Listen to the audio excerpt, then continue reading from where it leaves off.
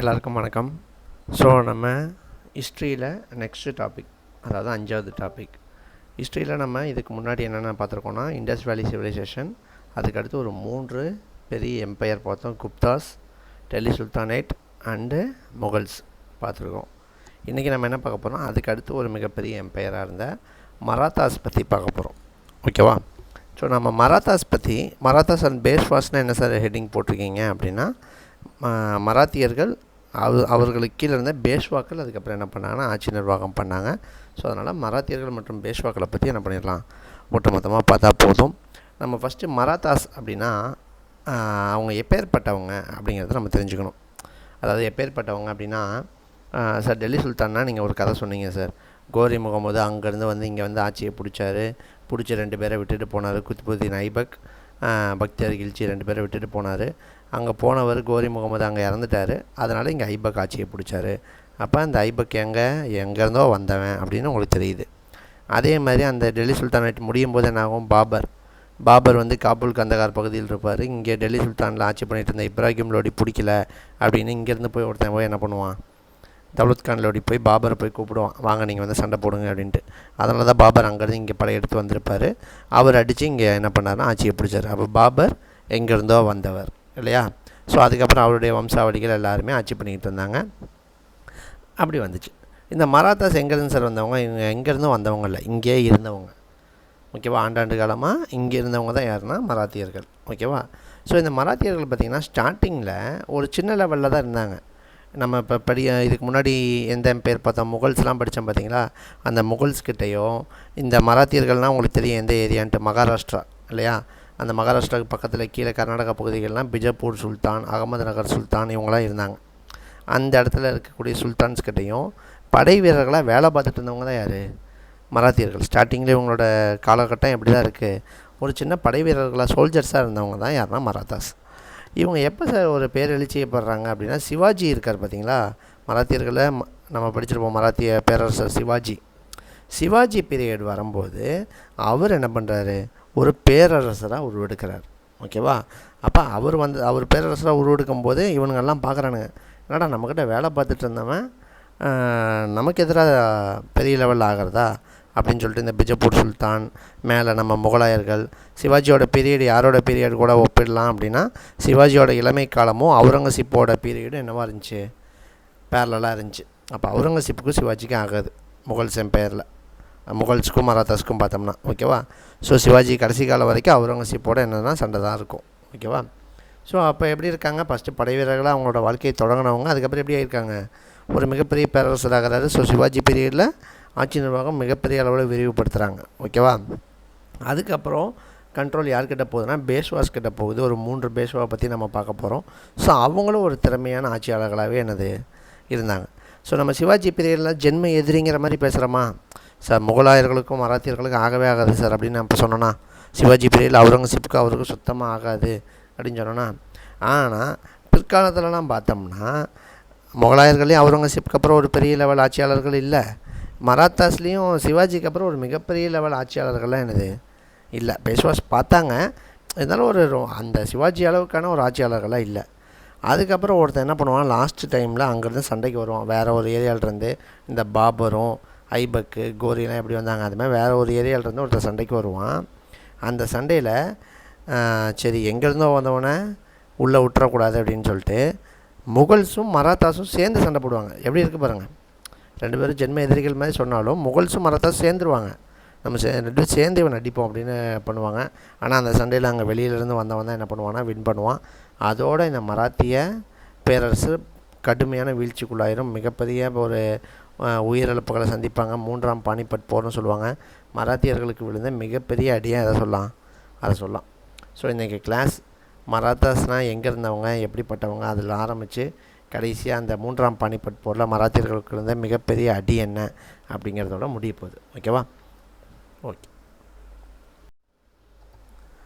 Okay இன்றைக்கி நம்ம class இந்த நோட்ஸ் எங்கேருந்து எடுத்திருக்கோம் அப்படின்னா, நம்ம 7th புக்கில் இருக்கக்கூடிய மராத்தாஸ் ஃபாலோ பண்ணுறோம். சார் ஏன் sir Guptas Delhi sultans, Mughals இதெல்லாமே நம்ம 11th லெவலில் பார்த்தோமே, 11th 12th புக் லெவலில் பார்த்தோமே. இது ஏன் சார் 11th புக்கில் பார்க்காம இங்கே பார்க்குறோம் அப்படின்னா, அந்த அளவுக்கு தேவையில்லை. 11th புக்கில் நிறையா கண்டென்ட் கொடுத்துருக்காங்க. ஸோ மராத்தாஸில் இது வரைக்கும் அந்தளவு கண்டென்ட், இதுக்கு முன்னாடி கேட்கப்பட்ட எல்லா கேள்விகளும் இந்த 7th புக்குள்ளே இருக்கிற பாயிண்ட்ஸ்குள்ளேயே என்ன இருக்குன்னா முழுக்க முழுக்க அடங்கியிருக்கு.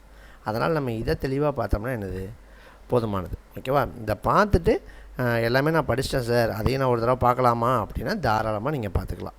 ஓகேவா? அதுக்கு முன்னாடி வரைக்கும் தயவு செஞ்சு என்ன பண்ணுங்கள், நம்ம எங்கே படிக்க சொல்கிறோமோ அந்த இதை ஃபஸ்ட்டு படிச்சிடுங்க. அதுக்கப்புறம் எனக்கு டைம் இருக்குது சார், நான் இதோட அப்டேட்டட் வெர்ஷன் 11th புக்கில் படிக்கிறேன் சார், ஓல்டு புக்கில் இருக்கிறத படிக்கிறேன், இல்லை சார் நான் ஏதோ ஒரு வீடியோ பார்க்குறேன், நிறைய நான் தெரிஞ்சுக்கிறேன் சார், தாராளமாக நீங்கள் தெரிஞ்சுக்கலாம். ஓகேவா? ஃபஸ்ட்டு நீங்கள் இதை பார்த்துடணும். சரி, நம்ம 7th புக்கில் பாருங்கள் என்ன கொடுத்துருக்காங்க பாருங்கள். ஃபஸ்ட் எடுத்தோன்னே மராத்தாஸ் எந்த ஏரியாவை சேர்ந்தவங்க நமக்கு தெரியும், மகாராஷ்டிரா. மகாராஷ்டிரானா எங்கே இருக்குது? கீழே இருக்குது இல்லையா, தெற்கு பகுதியில் தென்மேற்கே தெரியும் இல்லையா, அந்த கேரளா மகாராஷ்டிரா எல்லாம் சைடில் வரும் இல்லையா. ஸோ அப்போ தென்மேற்கு பகுதியில் என்னது இருக்குது அப்படின்னு சொல்கிறாங்க. இந்த மராத்தாஸ் பாருங்கள், நம்ம சொன்னோம் ஆல்ரெடி. ஷாஜகான் இருக்காரா, முகல்ஸில் நம்ம பார்த்தோம் கிங்கு ஷாஜகான். ஸோ ஷாஜகான் காலத்தில் சிவாஜியோட அப்பாவே என்ன பண்ணியிருக்காரு, வேலை பார்த்துட்டு இருந்திருக்காரு. ஷாஜகான்கிட்டையும் வேலை பார்த்துருக்காரு. இங்கே கீழே அகமது நகர், பிஜப்பூர் ஆகிய அரசுகள்கிட்ட என்ன பண்ணியிருக்காரு, வேலை பார்த்துட்டு இருந்தவர் யார், சிவாஜியோட அப்பாவான ஷாஜி போன்ஸ்லே. சிவாஜியின் தந்தை பேர் தெரிஞ்சுக்கணும், ஷாஜி போன்ஸ்லே. ஆனால் இவர் வேலை பார்த்துட்டு இருக்கும்போது இவர் என்ன தான் பண்ணிகிட்டு இருந்தாருன்னா சண்டை போட்டுட்டு தான் இருந்தார். இதில் மெயினான நீங்கள் ஒன்று தெரிஞ்சுக்கணும், இதில் அகமது நகர் அப்படின்னு ஒரு ஏரியா இருக்கா, அந்த ஏரியாவை ஒரு சுல்தான் ஆட்சி பண்ணிகிட்டு இருந்தார். அகமது நகரை ஒரு சுல்தான் ஆட்சி பண்ணிகிட்டு இருந்தார். அவருடைய முக்கிய படைத்தளபதி யார் அப்படின்னா மாலிக் ஆம்பர். யாருங்க? மாலிக் ஆம்பர் அப்படிங்கிறவர். நம்ம இவரை பற்றி நம்ம முகல்ஸில் நடத்தும் போது சொல்லியிருக்கோம், ஒரு பாக்ஸ் தனியாக பார்த்தோம். அகமது நகர் சுல்தானுடைய படைத்தளபதி, முக்கிய படைத்தளபதி யார்? மாலிக் ஆம்பர். அந்த மாலிக் ஆம்பருக்கு கீழே வேலை செஞ்சுட்டு இருந்தவர் தான் யாருன்னா இந்த ஷாஜி போன்ஸ்லே. யார்? சிவாஜியோட அப்பா. ஓகேவா? இவங்கெல்லாம் பார்க்குறாங்க, என்னதான் இருந்தாலும் முகல்ஸு அவங்க யார்? முஸ்லீம்ஸு. அகமது நகர் சுல்தான், பிஜப்பூர் சுல்தான் எல்லாருமே என்னது? முஸ்லீம்ஸு.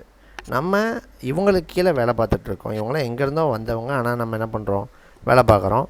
அப்போ நம்ம இடத்த நம்ம நிர்வாகம் பண்ணால் தானே கரெக்டாக இருக்கும்னா மாலிக் ஆம்பர் என்ன பண்ணார்னா தொடர்ந்து முகல் சேதத்தும் அகமது நகர் பிஜப்பூர் சுல்தான் சேதத்தும் சண்டை போட்டார்.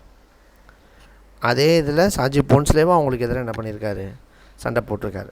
ஆனால் ஷாஜி போன்ஸ்லே பீரியட்லலாம் இவங்க என்ன பண்ண முடியல, ஒரு மிகப்பெரிய அளவில் அவங்கள கேப்சர் பண்ண முடியல, அவங்க இவங்கள அடக்கிட்டாங்க. ஆனால் ஷாஜி போன்ஸ்லேவோட பையன் சிவாஜி வந்ததுக்கப்புறம் அவர் என்ன பண்ணுறாரு, கேப்சர் பண்ணுறார். மராத்தாஸ் அப்படிங்கிற ஒரு எம்பையரை என்ன பண்ணுறாரு, மேலே நம்ம டைட்டில் கொடுத்துருக்கோம் மராத்தாஸ் எம்பையர்னு. ஸோ ஒரு மராத்திய பேரரசு நிறுவியவர் யாருன்னா சத்ரபதி சிவாஜி. ஓகேவா? ஸோ அதுதான் பார்க்க போகிறோம். அப்போ ஷாஜி போன்ஸ்லே பீரியட்லேருந்தே சண்டைகள் நடந்திருக்கு. நீங்கள் இதெல்லாமே தெரிஞ்சுக்கணும். இந்த மராத்தாஸ் உருவாகிறதுக்கு முக்கிய காரணமாக இப்போ யார் இருக்கா, மாலிக் ஆம்பர் தான். யார் அவர்? அகமது நகர் சுல்தான் கிட்டே வேலை செஞ்ச படை தளபதி தான் யாருன்னா மாலிக் ஆம்பர். அவருக்கு கீழே வேலை செஞ்சது தான் யாருன்னா சிவாஜியோட அப்பாவே. அந்த மாலிக் ஆம்பர் என்ன பண்ணுறாரு, எங்கேருந்தோ வந்து ஆட்சி பண்ணால் நம்ம என்ன பண்ணக்கூடாது, இவனுக்கு கீழே இருக்கிறதா அப்படின்னு சொல்லி எதிர்த்து சண்டை போட்டார். அவருக்கு உறுதுணையாக ஷாஜி போன்ஸ்லே இவங்களாம் சண்டை போட்டாங்க. ஸோ அப்போ மாலிக் ஆம்பருடைய வழித்தொன்றர்களாக, அதாவது வழித்தொன்றர்களை விட அவர் காட்டின வழியில் பயணப்பட்டதில் ஒருத்தர் தான் யார், சிவாஜியாக நம்ம எடுத்துக்கலாம். ஓகேவா? ஸோ முக்கியமான ஆள் மாலிக் ஆம்பர். சரி, ஓகே. ஷாஜி போன்ஸ்லே பீரியடில் என்ன தான் பெரிய லெவலில் ஆக முடியாட்டியும் சிவாஜியோட காலம் எப்படி இருந்துச்சு, மராத்தியர்களுக்கு புகழ் சேர்த்தார் கொடுக்குறாங்க இல்லையா. தெரிஞ்சுக்கணும், சிவாஜியோட அப்பா பேர் இதில் நீங்கள் தெரிஞ்சுக்கணும், ஷாஜி போன்ஸ்லே. ஓகே. இவங்க என்ன ஒரு விதமான ஒரு போர் முறையை ஃபாலோ பண்ணாங்க சார் அப்படின்னா, இது ரொம்ப ரொம்ப முக்கியம், நிறைய டைம் கேட்டிருக்காங்க. கொரில்லா போர் முறை, கொரில்லா சிஸ்டம் சொல்லுவாங்க. ஸோ அப்படின்னா என்ன சார் அப்படின்னா, மகாராஷ்டிரா ஏரியா, இவங்க இருந்த ஏரியா அப்படின்னா ஒரு மலைப்பகுதியான ஏரியா, மலைப்பாங்கான ஒரு ஏரியா, மலைகள் இருக்கக்கூடிய ஒரு நிலப்பரப்பு. ஸோ அங்கே மறைஞ்சிருந்து தாக்குவாங்க. அந்த மலைகளுக்கு பின்னாடி இருந்து மறைஞ்சிருந்து என்ன பண்ணுவாங்க, தாக்குவாங்க. சரி, இது வந்து எப்படிப்பட்ட ஒரு அணுகுமுறையாக நம்ம பார்க்குறது அப்படின்னா, இது ஒரு சிறந்த ஒரு அணுகுமுறை. எப்படி சார் சொல்கிறீங்க அப்படின்னா, இப்போ நீங்களே என்னை எடுத்து சண்டைக்கு வரீங்க, நான் அந்த மாதிரி ஒரு ஏரியாவில் இருக்கேன், என்னை எடுத்து சண்டைக்கு வரீங்க, ஒரு 1000 பேர் வரீங்க. ஆனால் நான் மலைகளுக்குள்ளே மறைஞ்சிருக்கிறேன் இல்லையா, நான் எங்கே இருக்கேனே உங்களுக்கு தெரியாது. நான் ஒரு 400 பேர் 500 பேர் தான் இருக்காங்கன்னு வச்சுக்கோங்க, நீங்கள் 1000 பேர், நான் 500 பேர் தான் இருக்கேன்னு வச்சுக்கோங்க. நான் மறைஞ்சிருந்து அடிக்கும் போது எங்கேருந்து வருதுன்னே உங்களுக்கு தெரியாதா? இப்போ நான் மறைஞ்சிருந்து ஒரு அம்பு விடுறேன், அப்போ உங்களுக்கு எங்கேருந்து வருதுன்னே தெரியாது, பயப்படுவீங்க இல்லையா. உங்கள் 1000 பேர்த்தையும் எங்கள் 500 பேரால் என்ன பண்ண முடியும், வீழ்த்த முடியும். அப்போ ஒரு மிகப்பெரிய படையவும் என்ன பண்ண முடியும், கண்ட்ரோல் பண்ண முடியும். இதுக்கு நிறைய உதாரணங்கள் இருக்குது. நம்ம பக்கத்தில் இலங்கையில் இருக்கக்கூடிய தமிழீழ விடுதலை புலிகளுக்கு ஹெட்டாக இருந்த பிரபாகரன் ஃபாலோ பண்ணதே அதுதான், இந்த முறை தான். வன்னிக்காடு அப்படிங்கிற பகுதிகளில் கொரில்லா போர் முறையை என்ன பண்ணார், ஃபாலோ பண்ணார் இல்லையா. ஸோ கிட்டத்தட்ட 30 ஆண்டுகள் என்ன பண்ணார், வலிமையாக அதை கண்ட்ரோல்குள்ளே வச்சுருந்தார். அந்தளவுக்கு நிறையா முக்கிய வீரர்கள் ஃபாலோ பண்ண முறை தான் கொரில்லா போர் முறை. ஓகேவா. ஸோ மராத்தியர்கள் பின்பற்றிய போர் முறை எதுன்னு கேட்டால் கொரில்லா போர் முறை.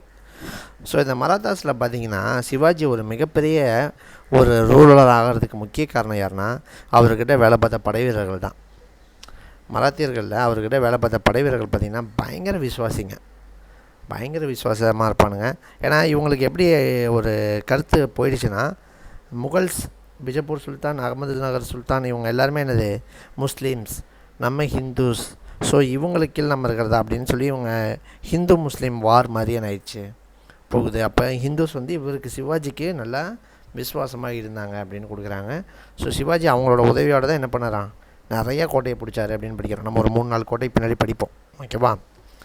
அதை இதில் கொடுத்துருக்காங்க. மற்றபடி இந்த ஸ்லைடில் நீங்கள் மெயினாக தெரிஞ்சுக்கிறது கொரில்லா போர் முறை தெரிஞ்சுக்கோங்க. அதுக்கு பாருங்களேன், நம்ம சொன்னோம் சிவாஜிக்கு முன்னாடி வரைக்கும் என்ன பண்ணாங்க, இவங்க வேலை தான் பார்த்துட்டு இருந்தாங்க. சிவாஜி வந்ததுக்கப்புறம் தான் அந்த இடத்த கேப்சர் பண்ணுறாரு இல்லையா. ஸோ டெக்கான் அப்படி தக்கான பகுதினாலே மகாராஷ்டிரா தாங்க மெயினாக தெரிஞ்சுக்கோங்க. தக்கானம் அப்படின்னா மகாராஷ்டிரா, ஆந்திரா, கர்நாடகா இதை உள்ளடக்கிய பகுதி தான் தக்கானம். அப்போ அதுக்கு முன்னாடி வரைக்கும் இவங்க என்ன பண்ணாங்க, படை வீரர்களாக தான் இருந்தாங்க. இப்போ கேப்சர் பண்ணிட்டாங்க இல்லையா. ஸோ அங்கே பாருங்க கொடுக்குறாங்க பாருங்கள், தக்கானம் முழுவதிலும் மராத்தியர்கள் சவுத் சர்தேஷ் முகி ஆகிய வரிகளை வசூலிக்கும் உரிமையை முகலாயர்கள்கிட்ட வாங்க வேண்டியதாக இருந்துச்சு. ஏன், அதுக்கு முன்னாடி அந்த இடம் முகலாயர்கள் தான் ரூல் பண்ணிகிட்டு இருந்தாங்க, இவங்க அதுக்கு வேலை தான் பார்த்துட்டு இருந்தாங்க. இவர் வந்தோடனே என்ன பண்ணிட்டாரு, நம்மளே வாங்கிக்கிறோம், நம்ம தான் இங்கே பெரிய லெவல் ஆகிட்டோமே, நம்மளே வரிகளை வாங்கிக்கலாம் அப்படின்ட்டு என்ன பண்ணுறாரு சொல்கிறாரு. ஆனால் சும்மா அப்படி சொல்ல முடியாது இல்லையா, நம்ம அவங்ககிட்ட பர்மிஷன் கேட்கணும். அப்போ அவன் என்ன பண்ணுவான், யோசிப்பான், இவன் என்ன நம்ம இடத்துல அவன் வரி வாங்கிக்கிறான்னு சொல்கிறான், அப்போ சண்டைக்கு வருவான். அப்போ நீ சண்டைக்கு வந்தாலும் நான் பார்த்துக்கிறேன் அப்படிங்கிற லெவலில் சிவாஜி ஆகிட்டாருங்கிறத நீங்கள் புரிஞ்சுக்கணும். புரியுதா உங்களுக்கு. இப்போ நான் இருக்கேங்க, எனக்கு மேலிடத்தில் ஒருத்தர் இருக்கார், நான் அவர் எதிர்க்கிறேன்னா நான் அந்தளவுக்கு வலிமை ஆகிட்டா தான் நான் எதிர்ப்பேன். ஸோ இதுதான் இதெல்லாம் இந்த பாயிண்ட்ஸ்லாம் நீங்கள் தெரிஞ்சுக்கணும். ஓகேவா. ஸோ அதுக்கப்புறம் பாருங்கள் லாஸ்ட்டாக என்ன கொடுத்துருக்காங்கன்னா, சிவாஜிக்கு அடுத்து யார் வருவான்னு நான் சொல்லிட்டேன், பேஷ்வாஸ் அப்படிங்கிறவங்க தான் வருவாங்க. ஸோ அவங்க யாருன்னா இப்போ மாடர்ன் பீரியடில் ப்ரைம் மினிஸ்டர் இருக்கார் பார்த்தீங்களா, அந்த லெவல் ஆஃபீஸர்ஸ் தான் யாருன்னா பேஷ்வாஸ். ஓகேவா. ஸோ அவங்க ஆட்சி பண்ணாங்க, அதுதான் கொடுத்துருப்பாங்க. லாஸ்ட்டு 1761 வரைக்கும், அந்த 61 என்ன நடந்துச்சு அப்படிங்கிறத நான் உங்களுக்கு சொல்கிறேன். அது வரைக்கும் மராத்தாஸ் என்னவாக இருந்தாங்கன்னா கொஞ்சம் பெரிய லெவலில் இருந்தாங்க. அதோட அவங்களுடைய காலகட்டம் முடிவுக்கும் வந்துடும். ஓகேவா. இதில் பாருங்களேன், மெயினாக நீங்கள் தெரிஞ்சுக்கோங்க, 16th செஞ்சுரினா 1500களில் 1500-1600களில் பிஜப்பூர் சுல்தான்ஸ், அகமது நகர் சுல்தான்ஸ் கிட்ட என்ன பண்ணியிருக்காங்க, படை வீரர்களாக இருந்திருக்காங்க, குதிரைப்படையில் பணியமர்த்தினார் கொடுத்துருக்காங்க பாருங்கள். ஆனால் பின்னாடி என்ன பண்ணிட்டாங்க, அவங்களே பெரிய லெவலும் ஆகிட்டாங்க இல்லையா. ஸோ அதை நீங்கள் தெரிஞ்சுக்கணும். மெயினாக இங்கே கீழே பாருங்களேன் என்ன கொடுக்குறான்ட்டு, பாறைகளும் குன்றுகளும் அடங்கிய நிலப்பகுதி அந்நிய படையெடுப்பாளர்களிடமிருந்து மராத்தியருக்கு பாதுகாப்பு அளித்தது, மேலும் கொரில்லா போர் முறைக்கு உகந்ததாய் விளங்கியது. சொல்லிட்டோமா இது ஆல்ரெடி. அவங்க ஏரியாவே எப்படிப்பட்ட ஏரியா, கொஞ்சம் பாறைகள் குன்றுகள் இருக்கக்கூடிய ஏரியா தான், மலைகள் இருக்கக்கூடிய ஏரியா. ஓகேவா. அதுக்கப்புறம் பாருங்களேன், நம்ம சொல்லிட்டே இருக்கோம் இவ்வளோ நேரம் முஸ்லீம்ஸ்கிட்ட இவங்க கீழே வேலை பார்த்துட்டு இருந்தாங்க அப்படிங்கிறத. ஸோ இதை நிறைய பேர் என்ன பண்ணுவாங்கன்னா, நிறைய மூமெண்ட்ஸு பக்தி இயக்கங்கள் அப்படின்னு ஆரம்பித்து நம்ம இந்துஸோட பெருமைகளை பற்றி அவங்ககிட்ட சொல்லுவாங்க, இவங்ககிட்ட விழிப்புணர்வு ஏற்படுத்துவாங்க, மராத்திய மக்கள்கிட்ட விழிப்புணர்வு ஏற்படுத்துகிறாங்க. நம்ம அவங்களுக்கு ஈக்குவலான ஆள் தான், நம்ம கூட இது பண்ண முடியும் அப்படின்ட்டு. அதாவது அந்த மாலிக் கேம்பர் பண்ணது ஒரு வகை, புத்திமதி சொல்கிறது ஒரு வகை இல்லையா. ஸோ இவங்க புத்திமதிகள் சொல்கிறாங்க. ஓகேவா. ஸோ அதை நீங்கள் தெரிஞ்சுக்கணும். மெயின் அந்த கீழே கொடுத்துருக்க பாருங்க, அதான் மெயின். பக்தி இயக்கத்தை சேர்ந்த பெரியவர்களையும் 3 பேர் ரொம்ப முக்கியம், ஏக்நாத், துக்காராம், ராம்தாஸ். ஓகேவா. ஏக்நாத், துக்காராம், ராம்தாஸ் அப்படிங்கிறவங்க பக்தி இயக்கத்தை இந்த பீரியடில் தொடங்கப்பட்ட முக்கியமான 3 நபர்கள். இதில் ராம்தாஸ் அப்படிங்கிறவர் ரொம்ப முக்கியமானவர். ஏன், சிவாஜியின் குரு அவர் தான். சிவாஜியின் ஆன்மீக குரு யாருன்னு கேட்டாங்கன்னா யாருங்க, ராம்தாஸ் அப்படிங்கிறவர் தான். அதை இங்கே எழுதி வச்சுக்கோங்க. ஓகே, இதில் பாருங்களேன், மராத்தியர்களிடையே ஒற்றுமையை வளர்ப்பதிலும் மராத்திய மொழியும் இலக்கியமும் உதவி செய்தன. பாருங்கள், இவங்க வந்து மராத்தியர்கள்கிட்ட ஒற்றுமையை வளர்க்கணுன்னா முதல்ல நம்ம ஒன்று தெரிஞ்சுக்கணும். நம்ம தமிழ் மொழி இருக்குது, தமிழ்லேயே நம்ம பேசும்போது என்ன பண்ணுறோம், பிற மொழி கலப்பு இருக்குது இல்லையா? நம்ம தமிழில் நம்ம சீரியஸாக நம்ம சொல்லணுன்னா நம்ம மொழியை நம்ம என்ன பண்ணிகிட்ருக்கோம், கொஞ்சம் கொஞ்சமாக அழிச்சிட்டு வரோம். நம்ம நார்மலாக ஒரு நோட்டில் பேர் எழுதும்போது கூட பாருங்களேன், இப்போ இசைக்கு ரமேஷ் அப்படின்னு இருக்குன்னு வச்சுக்கோங்களேன், தமிழில் எழுதுகிறேன் இசைக்கு ரமேஷ்னு எழுதுகிறேன்னு வச்சுக்கோங்க. என் பேரை ஆர் இசைக்கு ரமேஷ்னு எழுதுகிறேன். நான் ஆர்னால் எங்கள் அப்பா பேர் ரெங்கனுக்கு இங்கிலீஷில் ஆர் அப்படின்னு போட்டு தமிழில் இசைக்கு ரமேஷ்னு எழுதுகிறேன். இந்த மாதிரி ஒரு கேவலம் வேறு எந்த லாங்குவேஜ்லேயாவது இருந்திருக்கா? அவன் தாய்மொழியில் எழுதுகிறான்னு வச்சுக்கோங்க, இனிஷியல் கூட அவன் தாய்மொழியில் தான் இருக்கும். அதாவது முழு பேர் என்னவாக இருக்கும், ஒரே மொழியில் இருக்கும். ஆனால் நம்ம பார்த்தா இனிஷியல் இங்கிலீஷு, பேர் தமிழ். ஸோ இந்த மாதிரி நம்ம பழக்கப்பட்டு போயிட்டோம் இல்லையா? ஸோ இதில் என்ன சார் இருக்குது அப்படின்னா, ஒரு மொழி அழிஞ்சால் ஒரு இனம் அழிஞ்சிரும். ஓகேவா? ஸோ அப்போ மொழி ரொம்ப ரொம்ப ரொம்ப முக்கியமானது. ஸோ அது எனக்கு தெரிஞ்சதுக்கப்புறம் நான் தமிழில் என் பேர் எழுதினாலே என்னோடய இனிஷியல் தலைப்பெழுத்தை என்ன பண்ணுவேன், தமிழ்லேயே தான் எழுதுவேன். மோஸ்ட்லி நம்ம ஸ்கூலில் படிக்கும்போது தமிழ் நோட்களில், தமிழ் புத்தகத்தில், தமிழ் நோட்டில் இதிலலாம் நம்ம வந்து அந்த மாதிரி தான் எழுதியிருப்போம். அது தப்பு சொல்ல. ஆனால் பொதுவாக நீங்கள் யோசிச்சு பாருங்கள், வேறு சில இடங்களில் சும்மா நம்ம ஒரு நோட்டில் எழுதி பார்க்குறோம் அப்படிங்கும்போது நம்ம அந்த மாதிரி தப்பாக எழுதியிருப்போம். இனிமேல் அந்த தவறுகளை பண்ணாதீங்க. அது மொழி அழிகிறதுக்கான ஒரு சாம்பிள் தான் வைங்களேன். ஓகேவா? அப்போ அதே தான் சொல்ல வராங்க. அப்போ இதில் மராத்திய மொழியை என்ன பண்ணுறாங்க, அவங்களுக்கு கொண்டு போய் சேர்க்கணும். ஸோ அப்போ அவங்கக்கிட்ட என்ன பண்ணுறாங்க, மராத்தியர்களை ஒற்றுமை வளர்க்குறதுக்காக அந்த மராத்திய மொழியிலேயே இலக்கியங்களை என்ன பண்ணுறாங்க, கொண்டு போய் சேர்க்குறாங்க. ஓகேவா? அடுத்து பாருங்கள், இந்த மெயினாக கொடுக்குறாங்க பாருங்கள், பக்தி இயக்க பெரியவர்கள் மராத்திய மொழியில் இயற்றிய பாடல்களை தொகுத்தனர். இப்போ தேடுறான், அவங்க மொழியை ஃபுல்லாக எங்கே இருக்கோ அதில் இவ்வளோ பெருமை இருக்குடா, தெரிஞ்சுக்கடா. இப்போ நம்ம சொல்கிறோம் இல்லையா, சங்க இலக்கியத்தில் இருக்கக்கூடிய 8 தொகை 10 பாட்டு, அதுக்கப்புறம் சங்கமருவி காலத்தில் வந்து திருக்குறள்லாம் இப்போ வரைக்கும் எனது உலகம் போற்றும் பொதுமறை புகழ்கிறமா, நம்ம தமிழில் இருந்த இலக்கியங்களை பாடுறா, அப்பயே இவ்வளோ கருத்துக்களை சொல்லியிருக்காண்டா அப்படின்னு நம்ம சொல்கிறோமா. ஸோ அது மாதிரி அவங்க மராத்திய மொழியோட இலக்கியங்களையும் வச்சு அவங்களுடைய பெருமைகளை அவங்கக்கிட்ட என்ன பண்ணுறாங்க, புகுத்துறாங்க. ஓகேவா? இதில் இந்த பக்தி இயக்க பெரியவர்கள்லாம் முக்கியமான வேலையை பார்த்துருக்காங்க அப்படின்னு நீங்கள் தெரிஞ்சுக்கணும். ஓகேவா? அப்போ அங்கே பாருங்கள், அப்பாடல்கள் அனைத்து சாதிகளையும் வர்க்கங்களையும் சேர்ந்த மக்களால் பாடப்பட்டிருந்தன. பாருங்கள், இதில் ஒரு ஜாதி மதம் வேறுபாடு இல்லாமல் என்ன பண்ணுறாங்க, உள்ளே கொண்டு வராங்க அப்படிங்கிறத நீங்கள் தெரிஞ்சுக்கணும். ஓகேவா? இதெல்லாம் மராத்தாஸ் எம்பையரோட முன்னாடி இருந்த சூழ்நிலைகள், அதை நீங்கள் தெரிஞ்சுக்கணும். இதுக்கப்புறம் நம்ம கிங்குக்கு போயிடுவோம். முதல் மன்னர் சிவாஜி தான், ஒரே மன்னர் தான் நம்ம பார்க்க போகிறோம். ஸோ சிவாஜிக்கு அப்புறம் குட்டியாக அந்த பேஷ்வாஸ், சிவாஜியோட பையன் பேரன், இவங்களை பற்றி சும்மா ஜஸ்ட்டு ஒவ்வொரு ஸ்லைடாக நம்ம பார்த்துட்டு போகிறோம். ஓகேவா? ஸோ சிவாஜி பற்றி நம்ம கொஞ்சம் பாயிண்ட்ஸ் தான் நீங்கள் நல்லா தெளிவாக தெரிஞ்சுக்கிட்டிங்கன்னா போதும். இவர் பிறந்தது எங்கே, எந்த வருஷம், 1627. எந்த வருஷங்க, 1627 இவர் பிறந்த வருஷம். இவர் எங்கே பிறந்தார் அது ஒரு தடவை கேட்டிருக்காங்க, அதை எழுதி வச்சுக்கோங்க. சிவநேரி அப்படின்னு சொல்லுவாங்க, இல்லை சிவ்நேர் அப்படின்னு சொல்லுவாங்க. சிவ்நேர் அப்படிங்கிற இடத்துல தான் இவர் என்ன பண்ணுறாரு, பிறக்கிறார். சிவாஜியோட அப்பா பேர் நான் உங்களுக்கு சொல்லியிருக்கேன், சாஜி போன்ஸ்லே. சிவாஜியோட அம்மா பேர் நம்ம கொடுத்துருக்கோம் பாருங்கள், ஜிஜாபாய். சிவாஜியோட அம்மா பேர் ஜிஜாபாய். அடுத்து பாருங்கள், சிவாஜியோடைய ஆசிரியர் குரு, சிவாஜியின் குரு பாதுகாவலர் யார் தான், தாதாஜி கொண்டதேவ். ஓகேவா? இதை நீங்கள் 3 தெரிஞ்சுக்கணும். சிவாஜியோட அப்பா பேர் சாஜி போன்ஸ்லே, அம்மா பேர் ஜிஜாபாய். சிவாஜியோடைய ஆசிரியரும் குருவுமான பாதுகாவலர், சிவாஜியின் பாதுகாவலர்னு தான் சொல்லுவாங்க இவரை, தாதாஜி கொண்டதேவ். ஓகேவா? ஏன்னா சாஜி போன்ஸ்லே சண்டைக்கு போகும்போது அவருடைய மனைவியவும் குழந்தையவும் இவர் கண்ட்ரோலில் என்ன பண்ணிட்டு போனாராம், விட்டுட்டு போனார். சிவாஜியை சின்ன வயசுலேருந்து வளர்த்ததே மோஸ்ட்லி இவர் தான். ஸோ அவருக்கு இந்த எல்லா கலைகளையும் கற்றுக் கொடுத்ததே யார் தான், தாதாஜி கொண்டதேவ் தான். அதை நீங்கள் மெயினாக தெரிஞ்சுக்கணும். சரி சார், சிவாஜி 27 பிறக்கிறாரு. ஸோ எப்போ இருந்தால் சார் இவர் ஒரு பெரிய லெவல் ஹீரோவானார் அப்படின்னா, கிட்டத்தட்ட 18வது வயசில் ஃபஸ்ட்டு சண்டைக்கு போகிறாரு. போனது எங்கே, புனேக்கு பக்கத்தில் இருந்த கோண்டுவானா அப்படிங்கிற ஒரு இடத்துல ஃபஸ்ட்டு ஒரு கோட்டையை கைப்பற்றுறாரு. ஸோ 18 வயசில் முதல் கோட்டை கோண்டுவானா கோட்டையை கைப்பற்றுறாரு. அடுத்து 19 வயசில் அடுத்த வருஷமே தோரணா கோட்டையை கைப்பற்றினார். இது கேட்டிருக்காங்க, சிவாஜி தோரணா கோட்டையை கைப்பற்றிய வருடம் இது 46. ஓகேவா? தோரணா கோட்டையை கைப்பற்றின வருடம் 46. அதுக்கடுத்து பாருங்கள், ரைக்கார் கோட்டையில் ரொம்ப ரொம்ப முக்கியம். ரைக்கார் கோட்டை தான் என்னது, பின்னாடி பார்த்திங்கன்னா இவங்களுடைய தலைநகரமாகவே இருந்துச்சு ரைக்கார் தான். ஓகேவா? இந்த மாதிரி நிறைய கோட்டைகளை கைப்பற்றியிருக்காரு. இங்கே பாருங்கள், பிஜப்பூர் சுல்தான் ஒரு போரிடுதல். சிவாஜியோட பாதுகாவலர் யார்? தாதாஜி கொண்டதேவ் இல்லையா? ஸோ சிவாஜி 18 வயசில் சண்டைக்கு வந்துட்டார். அப்புறம் 45 46லேருந்தே அவர் கொஞ்சம் கொஞ்சமாக இடங்களை பிடிச்சிட்டே வராரு. அப்போது ஒரு வலிமையான ஒரு 20 வயசு ஆளாக இருக்கும்போது, 22 வயசு ஆளாக இருக்கும்போது அந்த பாதுகாவலராக இருந்த தாதாஜி கொண்டதேவ் என்ன ஆகிறாரு? இறந்துடுறாரு. இறந்தவுடனே இப்போ சிவாஜி மட்டும்தான் இருக்கார். அவர் தான் ஒரு ஃபுல் பெரிய லெவல் கிங் இல்லையா?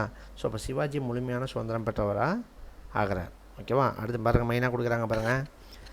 அவங்க தந்தைக்கு ஒரு போஸ்டிங் கொடுத்தாங்க. சாஜி போன்ஸ்லேக்கு ஒரு போஸ்டிங். என்ன போஸ்டிங்னா ஜாகிர்தார் போஸ்டிங்கில் இருந்திருப்பார். சாஜி போன்ஸ்லே இருக்கார் இல்லையா? அவர் என்ன போஸ்டிங்கில் இருந்திருப்பார்? ஜாகிர்தார் அப்படிங்கிற போஸ்டிங். ஜாகிர்தார் ஜமீன்தார் பற்றி நான் முகல்ஸ் நடத்தும் போதே சொல்லியிருக்கேன். ஜாகிர்தார் போஸ்டிங்கில் இருந்தார். அந்த ஜாகீரை யாரை பார்த்துக்க சொல்லி விட்டுருப்பார்னா இவங்க பாதுகாவலர் தாதாஜி கொண்டதேவை தான் பார்த்துக்க சொல்லி விட்டு போயிருப்பார். அப்போ அந்த கொண்டதேவை பார்த்துக்கிட்டு இருந்த இடத்த இப்போ தான் அவர் இறந்துட்டார். அதை யார் முழுசாக பார்த்துக்கிறா? சிவாஜியே பார்த்துக்கிறார். ஓகேவா? அப்போ சிவாஜி ஒரு ஜாகீராக மாறுறார். ஓகேவா? ஸோ அடுத்து பாருங்கள், சிவாஜிக்கு எந்த படை ரொம்ப உதவுச்சு அப்படின்னா மாவலி காலாட் படை. மாவலி அப்படிங்கிற இடத்துல இருக்கக்கூடிய காலாட் படை தான் என்னது இவருக்கு ரொம்ப உறுதுணையாக இருந்துச்சு அப்படின்னு சொல்லுவாங்க. அடுத்து பாருங்கள், சிவாஜி முகல்ஸ்கிட்டையும் போய் சண்டைக்கு போகிறார். முகலாயர்கிட்ட புரந்தர் கோட்டை ரொம்ப ரொம்ப ரொம்ப முக்கியங்க. புரந்தர் கோட்டை அப்படிங்கிற கோட்டையை என்ன பண்ணுறாரு? சிவாஜி கைப்பற்றாரு. அடுத்து பார்க்குறானுங்க, மேலே முகல்ஸும் சரி, கீழே பிஜப்பூர் சுல்தான்ஸு, அகமதுநகர் சுல்தான்ஸும் சரி, என்னடா இவனுங்க நம்மக்கிட்ட தான் வேலை பார்த்துட்டு இருந்தானுங்க, இவனுங்க கொஞ்சம் கொஞ்சமாக அடிச்சடிச்சு எல்லா கோட்டையும் பிடிச்சிட்ருக்கானே யார்? சிவாஜி. அப்போ இவனை விடக்கூடாது அப்படின்ட்டு ஃபஸ்ட்டு பிஜப்பூர் சுல்தான். பிஜப்பூர்னால் அது பக்கங்க, கர்நாடகா. யோசிச்சு பாருங்களேன், டெல்லியில் இருக்கவன் கோவப்படுறதுக்கும் பக்கத்தில் கர்நாடகாவில் இருக்கவன் கோவப்படுறதுக்கும் வித்தியாசம் இருக்குது. அவன் தான் ஃபஸ்ட்டு வந்து அடிக்க வருவான் இல்லையா? அப்போ சிவாஜி இப்படி பண்ணி அங்கங்கே அடித்து கோட்டையை பிடிச்சிட்ருக்கானே அப்படின்னு பார்த்துட்டே இருக்கார். பார்த்துட்டு இந்த பிஜப்பூர் சுல்தான் இருக்கார் பார்த்தீங்களா, பயங்கர கடுப்பாயிறார். கடுப்பாகி சிவாஜியோட அப்பா அவர்கிட்ட தானே வேலை பார்த்துட்ருக்காரு. பிஜப்பூர் சுல்தான்ஸ் கிட்ட தானே வேலை பார்த்துட்ருக்காங்க. அவரை முதல்ல கைது பண்ணுறாரு. சிவாஜியோட அப்பாவை கைது பண்ணிடுறாரு. கைது பண்ணோன்னா சிவாஜி அப்படியே பேக் அடிக்கிறார். சரி ஓகே, நான் இனிமேல் என்ன பண்ணல, சண்டை போடுறதை விடுறேன் அப்படின்னு சொல்லி வாக்குறுதி கொடுக்குறார் சிவாஜி. அவங்க அப்பா சாகிற வரைக்கும் சிவாஜி என்ன பண்ணல, பிஜப்பூர் கூட சண்டைக்கே போகல. ஆனால் இறந்ததுக்கப்புறம் சண்டைக்கு வந்துடுவார், அது வேறு. இறக்குற வரைக்கும் சொல்ல கரெக்டாக இருப்பார். ஓகேவா? எங்கள் அப்பாவை விடுங்க, நான் உங்களை சண்டைக்கு வர மாட்டேன்னு சொல்லுவார். அதே மாதிரி அவங்களோட கோட்டை இதெல்லாத்தையும் என்ன பண்ணுவார், கேப்சர் பண்ணாமல் அமைதியாக இருப்பார். ஓகேவா? ஸோ அடுத்து பாருங்கள், தந்தையாரின் மறைவுக்கு பின்னர் தமது இராணுவ திடீர் தாக்குதல்கள் மீண்டும் தொடங்கிய சிவாஜி மீண்டும் மறுபடியும் ஸ்டார்ட் பண்ணுறாரு. இப்போ ஸ்டார்ட் பண்ணும்போது பார்ப்பார், ஃபஸ்ட்டு இந்த மகாராஷ்டிராக்குள்ளேயே நமக்கு எதிராக இருப்பானுங்க பார்த்தீங்களா. மகாராஷ்டிராக்குள்ளே சிவாஜி கிங்காக இருந்தாலும் அதுக்குள்ளே குட்டி குட்டி குட்டி மன்னர்களாக இருப்பானுங்களா, அவங்க எல்லாத்தையும் கண்ட்ரோல் பண்ணுறாரு முதல்ல. அதாவது மராத்திய பகுதியை முதல்ல நம்ம கண்ட்ரோல் கொண்டு வருவோம், அடுத்தடுத்த பகுதிகளை பிடிப்போம் அப்படிங்கிற பிளானுக்கு வராரு. ஸோ அதனால் மராத்திய தலைவர் சந்திரராவ் மோர் அப்படின்னு ஒருத்தர் இருந்தார்.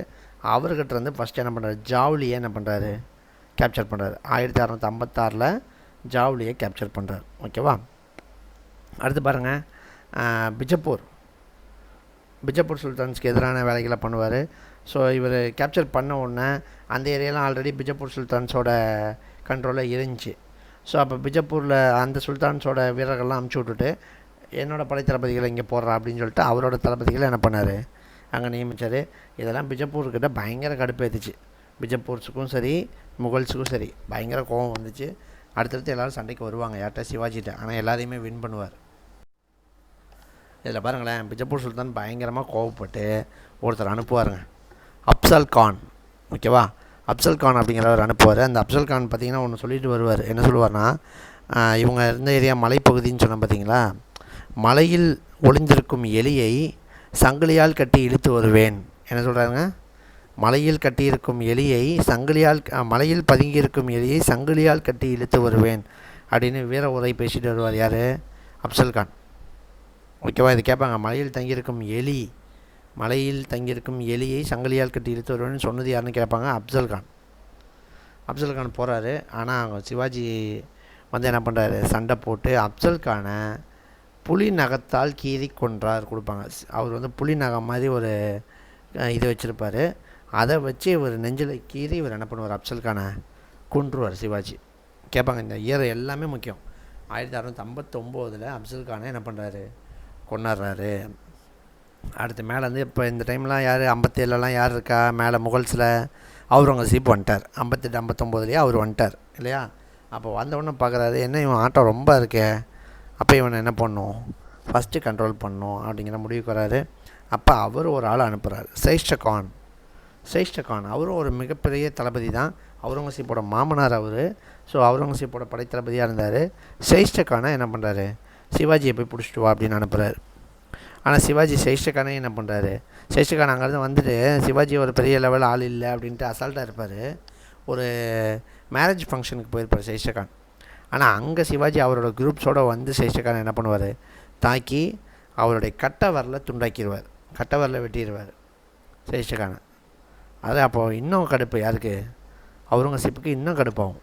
அது போக பாருங்கள், முக்கியமான ஒரு இடத்த கேப்சர் பண்ணுவாருங்க, சூரத்துங்கிற இடத்த ஃபஸ்ட்டு டைம் எப்போ போய் சூறையாடினார் கேட்பாங்க. 1664 சைஸ்டகான் அடித்து அனுப்பிட்டு சூரத் கேள்விப்பட்டிருக்கீங்களா, நம்ம பாம்பே சூரத் அந்த ஏரியா ரொம்ப ரொம்ப ரொம்ப முக்கியங்க. ரொம்ப முக்கியம்னு எதை வச்சு சொல்கிறேன்னா, நீங்கள் பின்னாடி போர்ச்சுகீசியர்கள், பிரிட்டிஷு, இந்த ஃப்ரெஞ்சுக்காரர்கள் எல்லோரும் இருப்பானா, மெயினாக அவன் அடிச்சுக்கிறதே சூரத்துக்காக அடிச்சுக்குவான். அந்தளவுக்கு ஒரு முக்கியமான ஒரு வணிக மையம் இருக்கக்கூடிய ஏரியா இது சூரத். ஸோ அப்போ முதல்ல 1664 அரபிக்கடலில் என்ன பண்ணுறாரு, சூரத் நகரை சூறையாடுறாரு. யார், சிவாஜி. ரொம்ப ரொம்ப முக்கியங்க. முதல் முறை எப்போ, ரெண்டாவது முறை எப்போ தெரியுங்க, முதல் முறை 64, ரெண்டாவது முறை 70. அதையும் பின்னாடி படிப்போம் ஓகேவா. ரெண்டுமே முக்கியம். ஏன்னா ரீசெண்ட் எக்ஸாம்ஸில் அந்த ரெண்டாவது முறை படையெடுத்து போனது எந்த வருஷங்கிறத கூற்று காரணத்தில் கொடுத்து ஒரு குழப்பம் வந்துச்சு, அதுக்காக தான் ஓகேவா. ஓகே, அடுத்து பார்க்குறாரு, சிவாஜியே இப்போ எப்படியாவது முதல்ல என்ன பண்ணணும், அழிக்கணும். மெயின் காரணம் அவுரங்கசீப்புக்கு தான், சிவாஜியை அழிக்கணும். அது போக அந்த பிஜப்பூர்ஸ் அவங்களையும் அதையும் இணைக்கணும். மெயின் காரணம் சிவாஜி அழிக்கிறது தான் ஓகேவா. அதுக்காக இன்னொரு ஆள் அனுப்பிச்சி விட்றாரு. ஆல்ரெடி சைஸ்டகான அனுப்பிட்டார், ஆனால் கட்டவரில் வெட்டி அனுப்பிச்சி விட்டார். இப்போ ஒரு வலிமையான ஒரு ஆள் அனுப்பணுன்னு ராஜா ஜெய்சிங் அப்படிங்கிறவர் ராஜபுத்திர மன்னரை என்ன பண்ணுறாரு, ஒரு தளபதியாக அனுப்புகிறார். யார், அவுரங்கசீப். அவர் வந்து சண்டை நடக்கும், சிவாஜியை கண்ட்ரோல் பண்ணிடுவாருங்க. யார், ஜெய்சிங். சிவாஜியை வின் பண்ணிடுவார். ரொம்ப ரொம்ப ரொம்ப முக்கியங்க. ரெண்டு பேருக்கு இடையில் ஒரு ட்ரீட்டி, ஒரு ஒப்பந்தம், புரந்தர் உடன்படிக்கை. என்னதுங்க, புரந்தர் உடன்படிக்கை அப்படிங்கிற ஒரு உடன்படிக்கை கையெழுத்தாகும் ஓகேவா. 1665 புரந்தர் உடன்படிக்கை, அதை எழுதிக்கோங்க, புரந்தர் ட்ரீட்டி. ஸோ ரொம்ப முக்கியம். அந்த இதில் என்ன சொல்லுவார், நீ இதுவரை கேப்சர் பண்ண கோட்டையெல்லாம் என்ன பண்ணு, திருப்பி கொடு. நீ இதுவரை கேப்சர் பண்ண கோட்டையை திருப்பி எங்கள் கிட்டையே கொடுத்துடணும். அது போக எங்கள் மன்னர்கிட்ட நீ என்ன பண்ணும், மண் சப்தாராக நீ வேலை பார்க்கணும். நீ என்ன பண்ணும், வேலை பார்க்கணும் சிவாஜி கிட்ட சொல்கிறாரு. ஆனால் சிவாஜி அவர் மன்சப்தாராக வேலை பார்க்க மாட்டார். ஏன்னா மன்சப்தாராக வேலை பார்க்கணுன்னா நீங்கள் யோசிச்சு பாருங்களேன், அவுரங்கசீப்புக்கு கீழே சிவாஜி வேலை பார்க்குற மாதிரி. இவர் தான் இங்கே ஒரு இடத்துக்கு கிங்காக இருக்கார். இவர் எப்படி அங்கே ஒரு மன்னர் கீழே போய் வேலை செய்வார். அவர் என்ன சொல்லுவார், என் பையன் மன்சப்தாராக வேலை செய்வான் அப்படின்னு சொல்லுவார். சிவாஜி என் பையன் சாம்பாஜி அப்படின்னு ஒருத்தர் இருப்பார், அவர் மன்சப்தாராக வேலை செய்வார் அப்படின்னு அந்த உடன்படிக்கையில் எழுதி 2 பேரும் பரஸ்பரமாக கையெழுத்து போட்டுருவாங்க. அப்போ உடன்படிக்கை எழுதிட்டாலே இதோட என்ன பண்ணிடணும், சமாதானம் ஆகிடுச்சு, விட்டுறணும் இல்லையா. ஆனால் ராஜா ஜெய்சிங் என்ன பண்ணுவார்னா, நீங்கள் வாங்க அங்கே வாங்க மன்னர்கிட்ட போய் பேசிட்டு வரலாம் அப்படின்ட்டு கூப்பிடுவார். அவுரங்கசீப்பை பார்க்குறதுக்கு வாங்க அப்படின்னு சொல்லி கூப்பிடுவார். சரி போகலான்ட்டு இவங்களும் போவாங்க. அங்கே போனோன்னே பிடிச்சி ஜெயிலில் போட்டுருவாங்க. அங்கே போனோன்னே இவங்களை அவமானப்படுத்தி பிடிச்சி என்ன பண்ணிடுறது, ஜெயிலில் போட்டுறது. உடனே சிவாஜிக்கு பயங்கர கடுப்பாயிரும். நம்ம பேச்சுவார்த்தைக்கு வந்துட்டோம், அதை மீறி இவன் இப்படி பண்ணிட்டான் அப்படின்னா இவனுங்களை சும்மா விடக்கூடாதுன்னு சிவாஜி ஜெயிலேருந்து தப்பிச்சிருவார். கொடுத்துருக்காங்க பாருங்கள். அப்போது அங்கேருந்து பழக்குடையில் ஒளிந்து தப்பித்தார். ஒரு பழக்குடையில் ஒளிஞ்சு அங்கே ஜெயிலேருந்து தப்பிச்சிருவார் சிவாஜி. ஓகே, அடுத்து என்ன நடந்துச்சுங்கிறத அடுத்து பார்ப்போம். இதில் ஒரு சின்ன ஒரு பாக்ஸ் ஒன்று பார்த்துருவோம். நமக்கு தெரியும் சத்ரபதி சிவாஜி, கேள்விப்பட்டிருக்கீங்களா? சத்ரபதினா என்னென்னு தெரிஞ்சுக்கணும், அவ்வளோதான். சத்திரனா குடை, பேரசோல் அப்படின்னு கொடுக்குறாங்க. பதி அப்படின்னா லீடர், லார்டு, மாஸ்டர், ஓகேவா, தலைவன் அல்லது பிரபு அப்படின்னு சொல்லுவாங்க. இந்த வார்த்தை எங்கே இருக்குது அப்படின்னா சான்ஸ்கிரிட் லாங்குவேஜில் இருக்குது. சத்ரபதினா அங்கே என்னது கிங்கு அப்படின்னு மீனிங். ஆமாம், ஓகேவா, இதை நீங்கள் தெரிஞ்சு வச்சுக்கணும். ஓகே, சிவாஜி வெளியே வந்துடுறாரு. வெளியே வந்தோடனே இனிமேல் இவங்களை விடக்கூடாது அப்படின்னு முடிவு பண்ணுறாரு. மறுபடியும் அவங்களோட முக்கிய இடமான சூரத்தை என்ன பண்ணுறாரு, 1670 2வது டைம் போய் என்ன பண்ணுறாரு, கேப்சர் பண்ணுறாரு. அங்கே போனாலே கொள்ளையடிப்பார். ஏன்னா வணிகம் அங்கே சிறப்பாக நடக்கும். போனாலே கொள்ளையடித்து அமௌண்ட் எடுத்துகிட்டு வருவாங்க. ஏன்னா இங்கே கொள்ளையடிக்கிறது ரொம்ப முக்கியம் தானேங்க. என்னடா இது நியாயப்படுத்துகிறாரு அப்படின்னா, கொள்ளையடித்தா தானே இங்கே இருக்க படை வீரர்களுக்கு சம்பளம் கொடுக்க முடியும், அது இருக்குது இல்லையா. ஸோ அப்போ அதுக்கு ரொம்ப முக்கியம் தான். கொள்ளையடிக்கிறது ரொம்ப மெயின் ஃபோக்கஸாக தான் பண்ணியிருப்பார் சிவாஜி. ஓகேவா, அடுத்து பாருங்கள், இந்த பீரியடில் 74 இது ரொம்ப ரொம்ப ரொம்ப முக்கியம். 1674 சத்ரபதி அப்படிங்கிற பட்டத்தை சூடிக்கிட்டார். சத்ரபதி பட்டத்தோட மணிமுடி சூடிக்கிட்டார். எங்கே சார் வச்சு, ரைக்கார் ஃபோர்ட், ரைக்கார் கோட்டை. எங்கேங்க, ரைக்கார் கோட்டையில் சிவாஜி சத்ரபதி பட்டம் சூடிக்கொண்டார். வருஷம் கேட்டாங்கன்னா 1674. ரொம்ப ரொம்ப ரொம்ப முக்கியமானது. ஓகேவா. ஸோ அதுக்கப்புறம் சிவாஜி பார்த்திங்கன்னா லாஸ்ட் வரைக்கும் என்னது, அவங்க பையன் கூடயே தான் காலத்தை செலவிட்டார். அம்மா பையன் கூடயே தான் காலத்தை செலவிட்டார் அப்படின்னு சொல்கிறாங்க. ஓகேவா, அவ்வளோதான். இதோட சிவாஜியோட முக்கியமான பாயிண்ட்ஸ் எல்லாம் முடிஞ்சுது. கடைசியாக 1680 சிவாஜி என்ன ஆகிறாரு, ஒரு நோய்வாய்ப்பட்டு இறந்துடுறாரு. ஓகேவா. ஸோ அப்போ 27 to 80 53 வருடங்கள் தான் சிவாஜி இருந்திருக்காரு. சிவாஜியோட முக்கியமான இதுன்னு பார்த்தோம்னா என்னது, சின்ன வயசில் அவங்க அப்பா இருந்த வரைக்கும் என்னது இவங்க ஒருத்தங்களுக்கு கீழே தான் வேலை பார்த்துருக்காங்க. ஆனால் சிவாஜி காலத்தில் ஒரு மிகப்பெரிய எம்பையராகவே என்ன ஆயிருக்காங்க, உருவாயிருக்காங்க அப்படிங்கிறது ரொம்ப முக்கியமான ஒரு டேட்டா. ஓகேவா, அதை தான் நீங்கள் தெரிஞ்சுக்கணும். ஸோ சிவாஜி பீரியடுக்கு அப்புறம் அப்படி டவுன் ஆகிடுச்சானா அப்படி இல்லை. பேஸ் வாஸ் நல்லா ஒரு சிறப்பாக கண்ட்ரோல் பண்ணி அடுத்த ஒரு 8 இயர்ஸ் கொண்டு போனாங்க. அதுக்கப்புறம் அந்த 1761 தான் ஒரு மிகப்பெரிய அடி. அதோட மராத்திய பேரரசு என்ன ஆயிடுச்சுன்னா வீழ்ச்சிக்குள்ளாயிடுச்சு. அடுத்து அப்படியே காலப்போக்கில் மராத்திய பேரரசு அழிஞ்சிருச்சு. ஓகேவா, சரி, சிவாஜியை பற்றி பார்த்துட்டோம். ஸோ இதுக்கப்புறம் நம்ம சிவாஜிக்கு அப்புறம் யார் ஆட்சி பண்ணா அப்படிங்கிறத பார்க்குறதுக்கு முன்னாடி சிவாஜி இவருடைய ஆட்சி நிர்வாகம் எப்படி இருந்துச்சு பாருங்கள். எப்படி இருக்குன்னு நம்ம எப்பயுமே முகல்ஸ் அப்படின்னா அந்த 6 பேரையும் பற்றி 6 பேர்னா 6 பேரை படிச்சிருவோம். அதுக்கப்புறம் அவங்களோட ஆட்சி நிர்வாகம் அந்த முகலாயர்கள் காலத்தில் எப்படி இருந்துச்சுன்னு படிப்போம். ஆனால் இங்கே நம்ம 2ஆக பிரிச்சிடறோம். சிவாஜியோட காலம், சிவாஜிக்கு முன்னாடி, சிவாஜிக்கு பின்னாடின்னு பிரிச்சிடறோம். ஸோ அப்போ சிவாஜியோட பீரியடில் இந்த அட்மினிஸ்ட்ரேஷன் பார்ட் எப்படி இருந்துச்சு அப்படிங்கிறத நம்ம மெயினாக தெரிஞ்சுட்டு போகிறோம். ஓகேவா, சிவாஜி பீரியடில் எப்படி இருந்துச்சு பாருங்கள். சிவாஜி ஒரு 3 tier சிஸ்டம் ஃபாலோ பண்ணாருங்க. 3 வட்டங்களை கொண்டிருந்தது சிவாஜியோட அரசியல் முறை. ஃபஸ்ட்டு என்ன அப்படின்னா பீப்புள்ஸுக்கு ப்ரையாரிட்டி. அதாவது மக்கள் என்னது எந்த வித துன்பத்துலேயும் ஈடாகக்கூடாது. நம்ம சண்டை போடுறோமா, நம்ம எதிராளியோட சண்டை போடுறோம், அப்போ அந்த படைவீரரோட பொறுப்பு தான். மக்களை எந்த விதத்துலையும் துன்படுத்தக்கூடாது அப்படிங்கிறத ஃபஸ்ட்டு அக்கறையாக இருந்தார். 2வது என்ன அப்படின்னா இவர் பார்த்திங்கன்னா எல்லா இதுலேயுமே பார்த்திங்கன்னா சுப்பீரியராக இருப்பார்.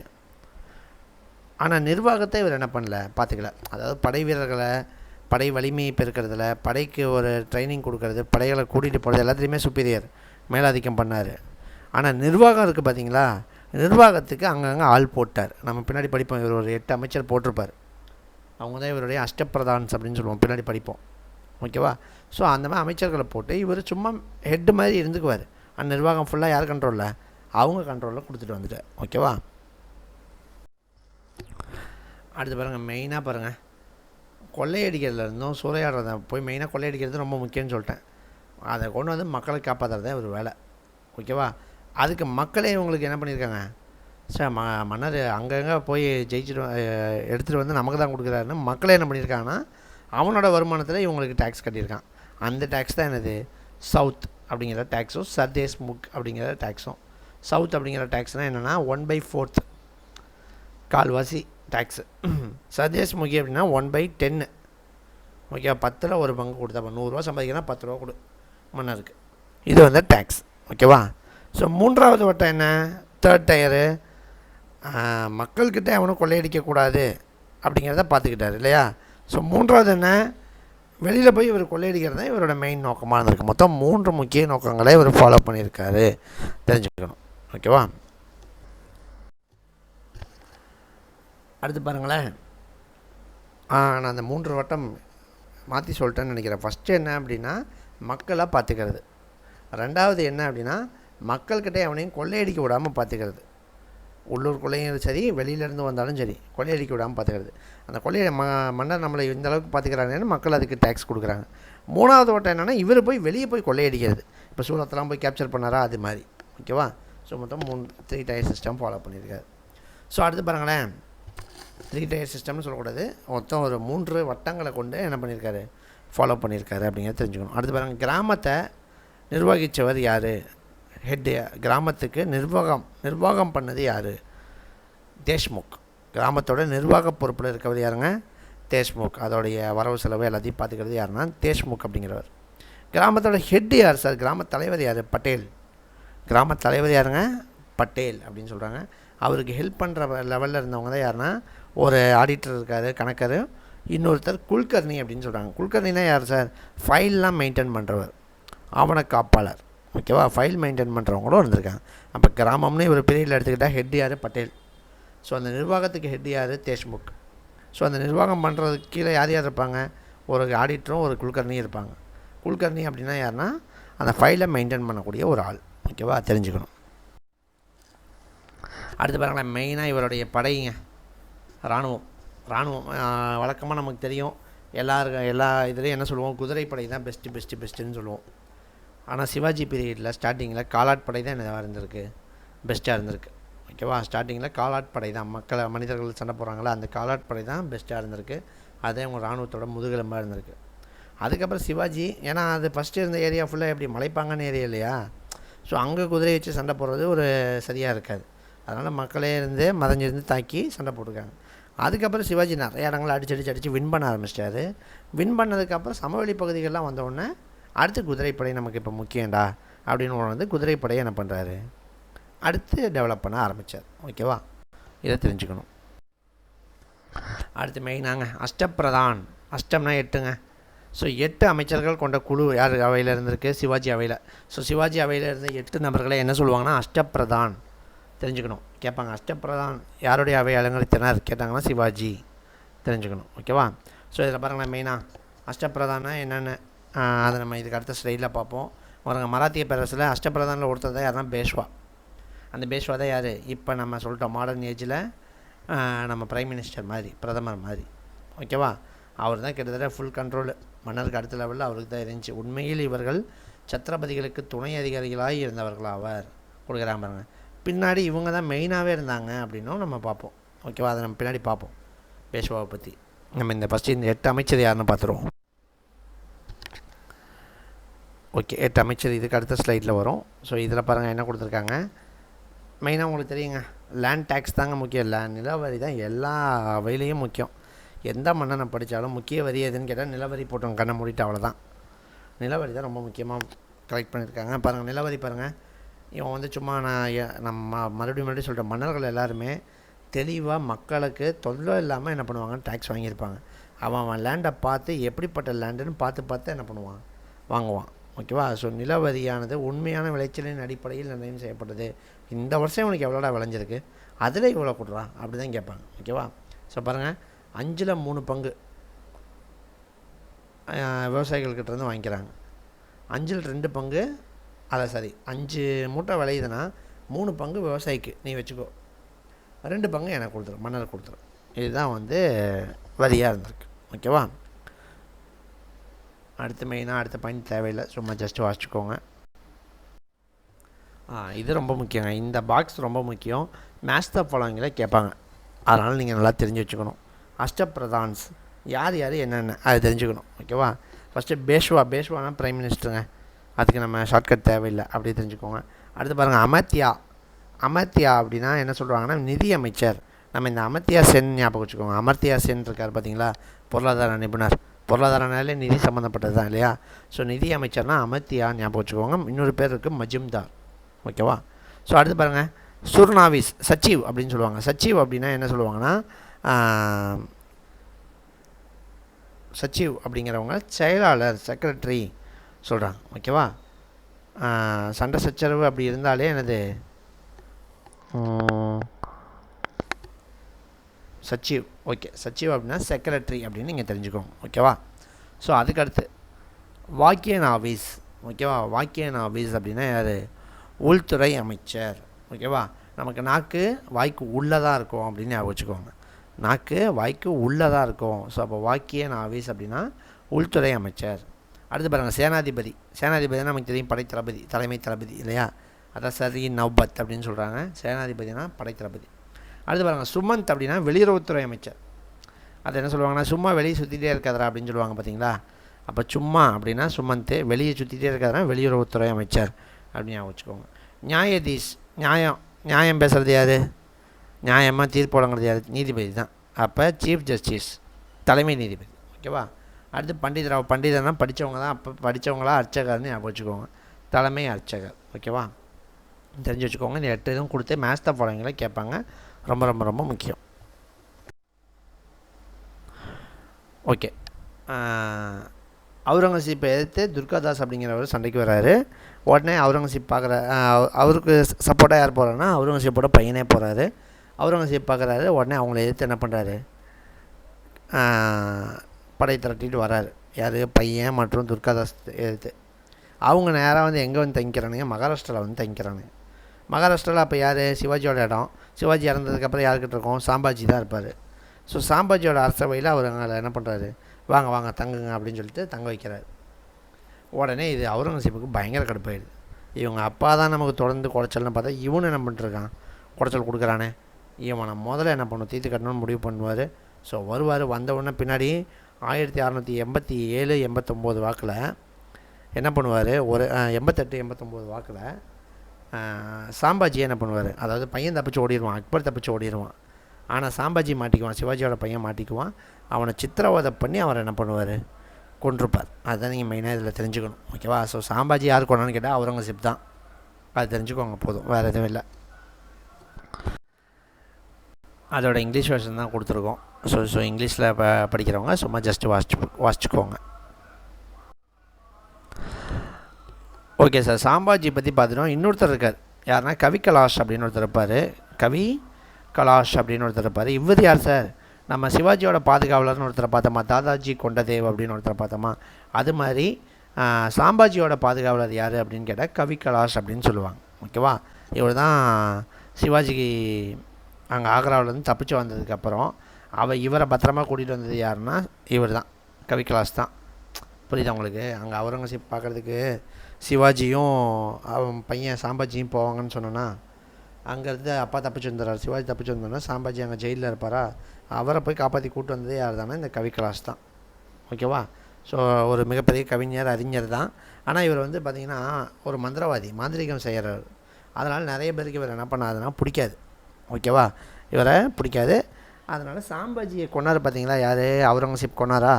அதே மாதிரி கவி கலாஷையும், அதாவது 2 பேரும் ஒட்டுக்காக தான் இருந்திருப்பாங்க. 2 பேரையும் ஒட்டுக்காக பிடிச்சிட்டு போய் 2 பேரையும் சித்திரவதை பண்ணி கொண்டிருப்பார். ஓகேவா? இதில் மெயினாக நீங்கள் தெரிஞ்சுக்க வேண்டியது சாம்பாஜியோட பாதுகாவலர் யார்? கவி கலாஷ். அதை தெரிஞ்சுக்கோங்க.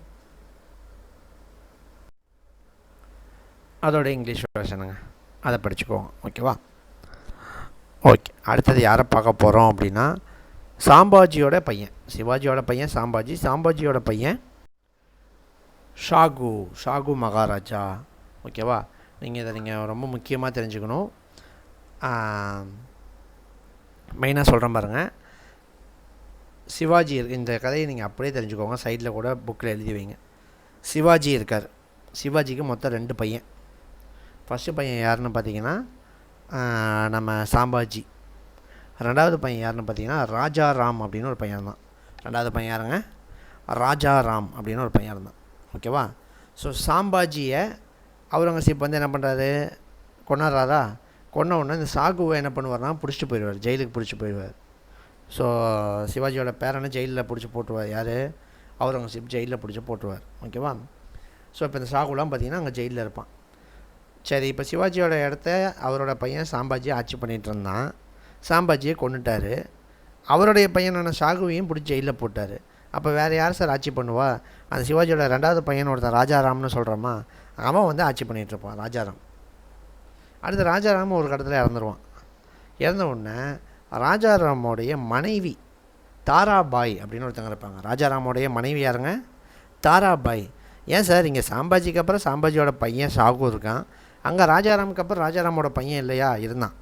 2ஆம் சிவாஜின்னு சொல்லுவாங்க. 2ஆம் சிவாஜி அப்படின்னு ஒருத்தர் இருந்தான். எழுதிக்கணும். இதெல்லாம் நீட்டாக நீங்கள் எழுதிட்டே வரணும். ஒரு சார்ட் மாதிரி போடுங்க. சிவாஜி 2ஆக பிரித்து அது கீழே எழுதுங்க சாம்பாஜி ஒரு சைடு, ராஜாராம் ஒரு சைடு. அந்த சாம்பாஜி கீழே எழுதுங்க ஷாகு, அந்த ராஜாராம் கீழே எழுதுங்க 2ஆம் சிவாஜி. ஓகேவா? ஸோ 2ஆம் சிவாஜி இருந்தார் இல்லையா, அவன் வந்து சின்ன பையன். அதனால் ஆட்சி யார் பார்த்துக்கிறான்? இந்த தாராபாய் தான் பார்த்துக்கிறாங்க. யார்? இந்த ஷாகுவோட சித்தி இல்லையா, அப்பா கூட பிறந்தவரோட ஒய்ஃபு சித்தி தான் பார்த்துக்கிறாங்க, தாராபாய் தான் பார்த்துக்கிறாங்க. ஓகே, இப்படி போயிட்டுருக்குது காலகட்டம். ஒரு கட்டத்தில் அவுரங்கசீப் அங்கே இறந்துடுறாரு. 1707 இறந்துருவார். இறந்த உடனே இவரெல்லாம் என்ன பண்ணிடுவாங்கன்னா ரிலீஸ் பண்ணிடுவாங்க. ஸோ அடுத்து ரிலீஸ் ஆகி இவர் வர்றார், ஷாகு வர்றார். வந்தவுடனே வந்து என்ன கேட்குறாரு? எங்கள் அப்பா தானே ஃபஸ்ட்டு ஆட்சி பண்ணிகிட்டு இருந்தார், ஆட்சி எனக்கு தான் வரணும் அப்படின்னு கேட்பார். ஆனால் தாராபாய் என்ன சொல்லுவாங்க? இல்லை இதுக்கு முன்னாடி என் ஹஸ்பண்டு தான் ஆட்சி பண்ணிகிட்டு இருந்தார், அதனால் நாங்கள் தான் ஆட்சியை பார்ப்போம். என் பையன் வளர்ந்தோடனே அவன் தான் என்ன பண்ணுவான், இங்கே மன்னராக இருப்பான் அப்படிங்கிறாங்க. ஸோ ஷாகுவா, அதாவது சிவாஜியோட முதல் பையனுடைய மகனா இல்லை 2வது பையனுடைய மகனா, இவங்களுக்குள்ளே எனது வாரிசுரிமை போர் நடக்குது. யார் ஆட்சியை பிடிக்கிறது அப்படிங்கிற போர் நடக்குது. இதில் தீர்ப்பு சொல்கிறதுக்கு யாருன்னா அந்த பேஷ்வா சொல்கிறோமா, பிரதம அமைச்சர் அப்படின்ட்டு, அவங்கள கூப்பிடுவாங்க. நீங்கள் பேசி சொல்லுங்கள் அப்படின்னு சொல்லவும், அதில் அந்த பேஷ்வாவை வந்து பார்த்துட்டு சொல்லுவார், என்னதான் இருந்தாலும் முதல் மகனுடைய மகன் அவன் மூத்தவன் இல்லையா, அவன் தான் ஆட்சியை பிடிக்கணும் அப்படின்னு சொல்லிட்டு ஷாகு மகாராஜா தான் அடுத்த கிங்காக இருப்பார் அப்படின்னு சொல்லி அனௌன்ஸ் பண்ணுவாங்க. யார்? பேஷ்வாஸ் சேர்ந்து. ஓகேவா? உடனே ஷாகுவுக்கு பயங்கர ஹாப்பி. அப்பா விட்டுட்டு போன இடத்த மறுபடியும் நம்ம கேப்சர் பண்ணிட்டோம் அப்படின்னு ஷாகுவுக்கு பயங்கர ஹாப்பி. பேஷ்வாஸுக்கு இஷ்டத்துக்கு என்ன பண்ணுவார், அதாவது இவர் என்ன பண்ணிடுவார் தெரியுமா, மன்னர் பதவி வேணும்னு சண்டை போடுவார். பேஷ்வாஸ்லாம் சேர்ந்து இவருக்கு மன்னர் பதவி வாங்கி கொடுத்துருவாங்க. அடுத்து இவர் என்ன சொல்லிடுவார், நான் போய் ரெஸ்ட் எடுக்க போகிறேன். ரெஸ்ட் எங்கே போய் எடுப்பாருன்னா சதாரா பகுதியில் போய் நான் போய் ரெஸ்ட் எடுக்க போகிறேன். இனிமேல் நீங்கள் என்ன பண்ணிக்கோங்க, முழுக்க அரசாங்கத்தை பார்த்துக்கோங்க. பாருங்கள் எப்படி இருக்கு பாருங்கள், பேருக்கு தான் இவர் மன்னர், ஆனால் முழுக்க இனிமேல் யார் பார்த்துக்க போகிறா? பேஷ்வாஸ் பார்த்துக்க போகிறாங்க. பாருங்கள் இவரோட பீரியட் பாருங்கள், மேலே கொடுத்துருக்காங்க பாருங்கள். 1708 1749 வரைக்கும் என்னது, இவர் தான் வந்து கிங்கு. சார் 40 வருஷம் அப்புறம் திறமையான ஆட்சியாளர், ஆனால் ஒன்றும் பண்ணியிருக்க மாட்டார். இவரை பற்றி நம்ம இதுக்கு அடுத்த ஸ்லைடில் கூட படிக்க மாட்டோம். அதை ஃபுல்லாக யார் கண்ட்ரோலில் விட்டு போயிடுவார்னா பேஷ்வாஸ் கண்ட்ரோலில் விட்டுருவார். ஸோ இதுக்கப்புறம் பேஷ்வாக்கள் தான் என்ன பண்ணாங்க, ஆட்சி பண்ணிகிட்டு இருந்தாங்க. அதை நீங்கள் தெரிஞ்சுக்கணும். ஓகேவா?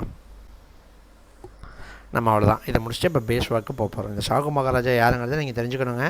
சிவாஜிக்கு 2 பசங்க, ஒன்று சாம்பாஜி, ஒன்று ராஜாராம். சாம்பாஜியோட பையன் ஷாகு மகாராஜா.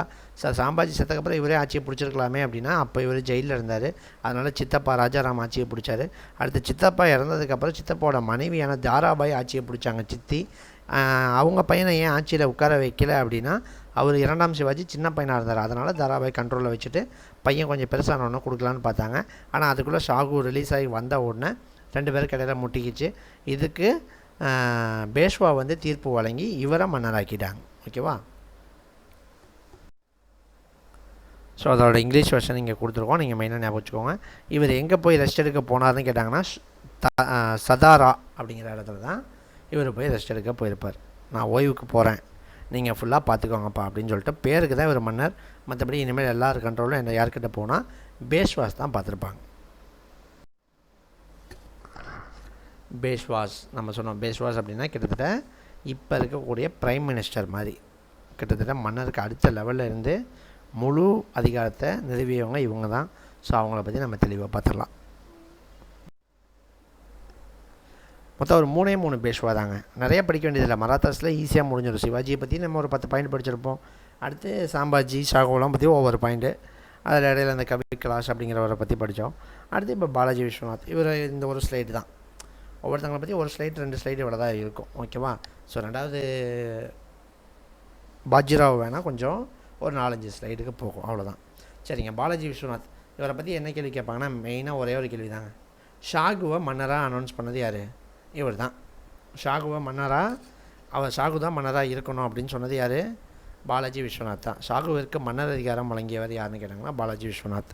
இவர் எத்தனை வருஷம் சார் இங்கே ரூல் பண்ணார் அப்படின்னா, 13லேருந்து 20 வரைக்கும், 1713லேருந்து 1720 வரைக்கும் ஒரு 7 ஆண்டுகள் இவருடைய கண்ட்ரோலில் தான் என்னது இருந்துச்சு. இவர் இறந்துடுறாரு. இறந்த உடனே அடுத்து, அதாவது மன்னர் யார் தான்? ஷாகு தான். ஷாகு யார் பேஷ்வாவாக இருக்கணும்னு சொல்கிறாரோ அவர் தான் பேஷ்வா. ஓகேவா? ஆனால் முழு கண்ட்ரோலும் இவங்க கையில் விட்டுட்டு அவர் போயிட்டார். இவர் இறந்துடுறாரு. இறந்தோடனே என்ன பண்ணுறாரு? சரி அவரோட பையன் மன்னராக இருக்கட்டும் அப்படின்னு சொல்லிட்டு அவரோட மூத்த மகன் 20 வயசு தான் இருக்கும் பாஜிராவ் அப்படின்றப்பார், அவரை நெக்ஸ்ட்டு பேஷ்வாவாக அனௌன்ஸ் பண்ணிடுவார். ஓகேவா?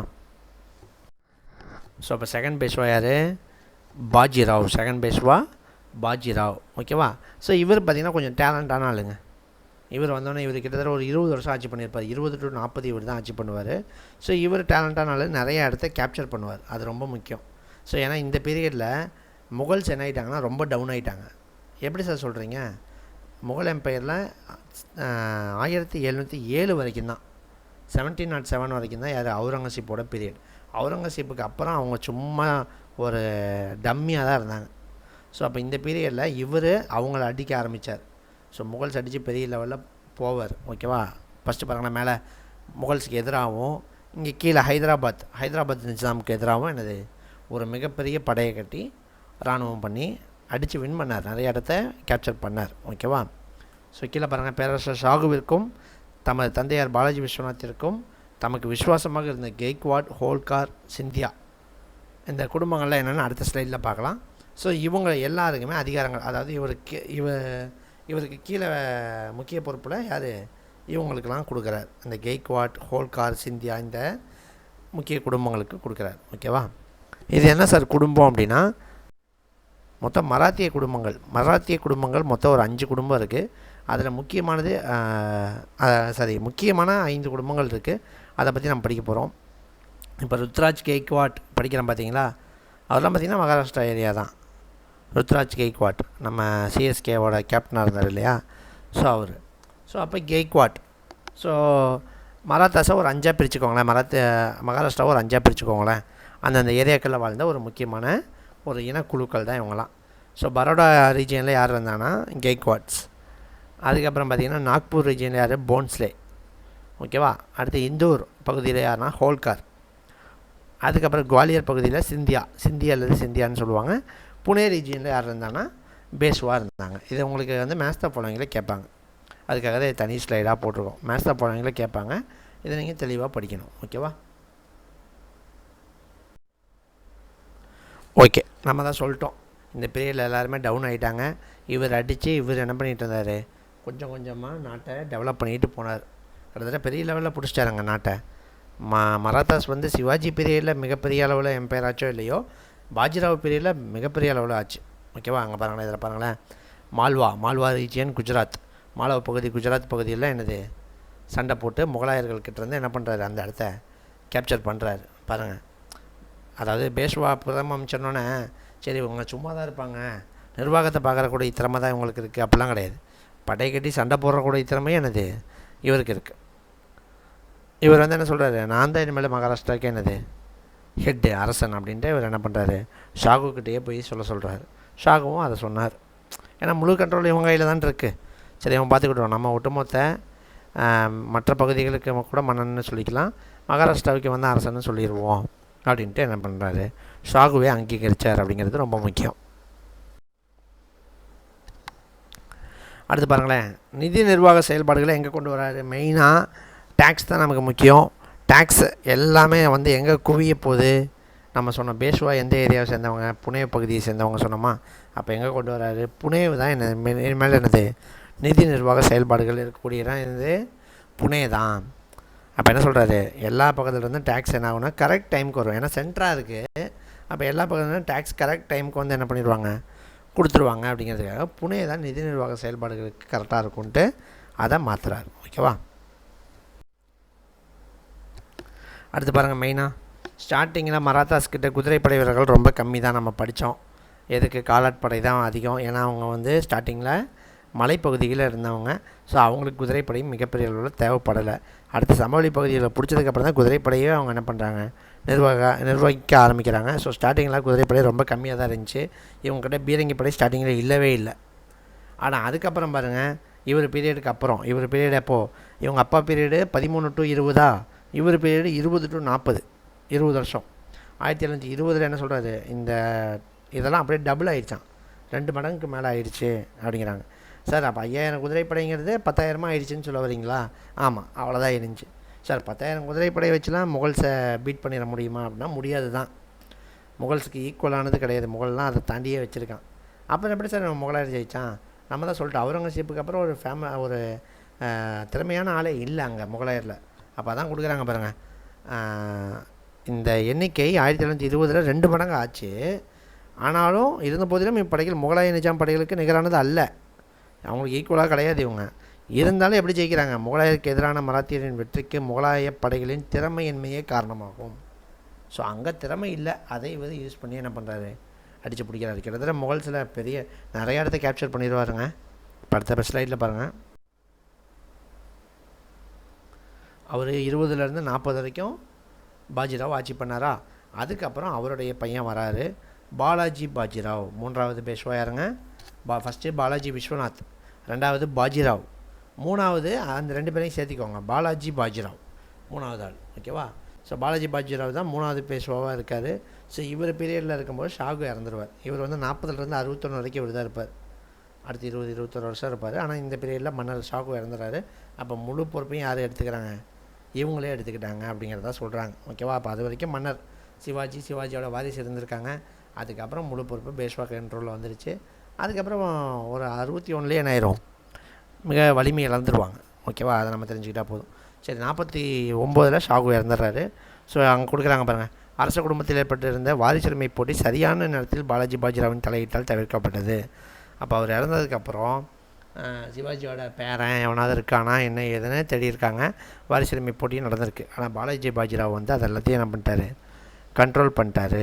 ஓகேவா? அதுதான் மெயினாக தெரிஞ்சுக்கணும். அதுக்கடுத்து பாருங்கள், வந்து இவர் தான் அனௌன்ஸ் பண்ணுறாரு. அது வரைக்கும் சதாரா தான் வந்து என்னவாக இருந்துச்சு,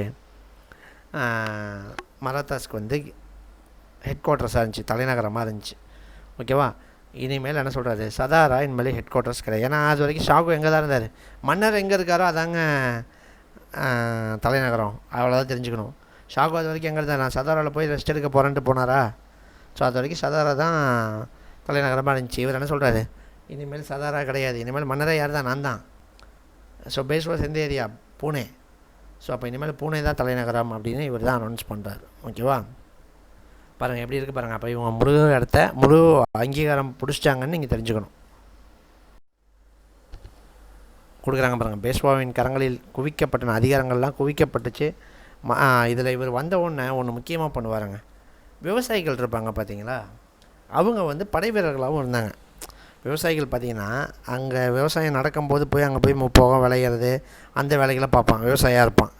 அங்கே வேலை இல்லாத டைமில் எங்கே வருவான்னா போர்களுக்கு வருவான். அந்த போர் வீரர்களாக இங்கே வந்து படைக்கு வருவான். இவர் வந்து என்ன பண்ணுறாரு, அது வேண்டாம், விவசாய போர் வீரர்கள் இனிமேல் வேண்டாம், விவசாயிகள் விவசாயத்தை பார்க்கட்டும், படை வீரர்கள் படையை பார்க்கட்டும் அப்படின்னு சொல்லிட்டு வந்தவுடனே விவசாய போர் வீரர்களோட காலம் முடிவுக்கு வந்தது. கொடுக்குறாங்க பாருங்கள். அதுக்கப்புறம் என்ன சொல்கிறாருன்னா, நான் சம்பளம் கொடுத்துட்றேன், யாருக்கு, படைக்கு நான் சம்பளம் கொடுக்குறேன் அப்படின்னு சொல்லி ஊதியம் வழங்கப்பட்ட வீரர்களை கொண்ட படைக்கு தற்போது பாலாஜி பாஜிராவ் அவரே ஹெட்டாக இருந்தார், அவரே தலைமையாக எடுத்துக்கிட்டார். அடுத்த லாஸ்ட் பாயிண்ட் பாருங்கள். இப்படி விவசாயிகளை படைக்கு வேணான்ட்டார். மராத்திய வீரர்கள் ஒவ்வொரு ஆண்டும் போர்க்களத்திலிருந்து தங்கள் நிலங்களின் வேளாண் பணிகளாக சென்று வருவதற்கு அனுமதி மறுக்கப்பட்டது. புரியுதா உங்களுக்கு? அதுக்கு முன்னாடி வந்து இங்கேருந்து படையில் இருப்பான், அங்கே வேளாண்மை நடக்கும்போது அங்கே போயிட்டு வருவான். இனிமேல் அது வேண்டாம், நீ அங்கேயே இரு அப்படின்னு சொல்லிட்டு அதை ஸ்டாப் பண்ணிட்டார். இங்கே இனிமேல் படைக்குனா படையில் தான் இருக்கணும் அப்படிங்கிறத இவர் கொண்டு வர்றார். ஓகேவா?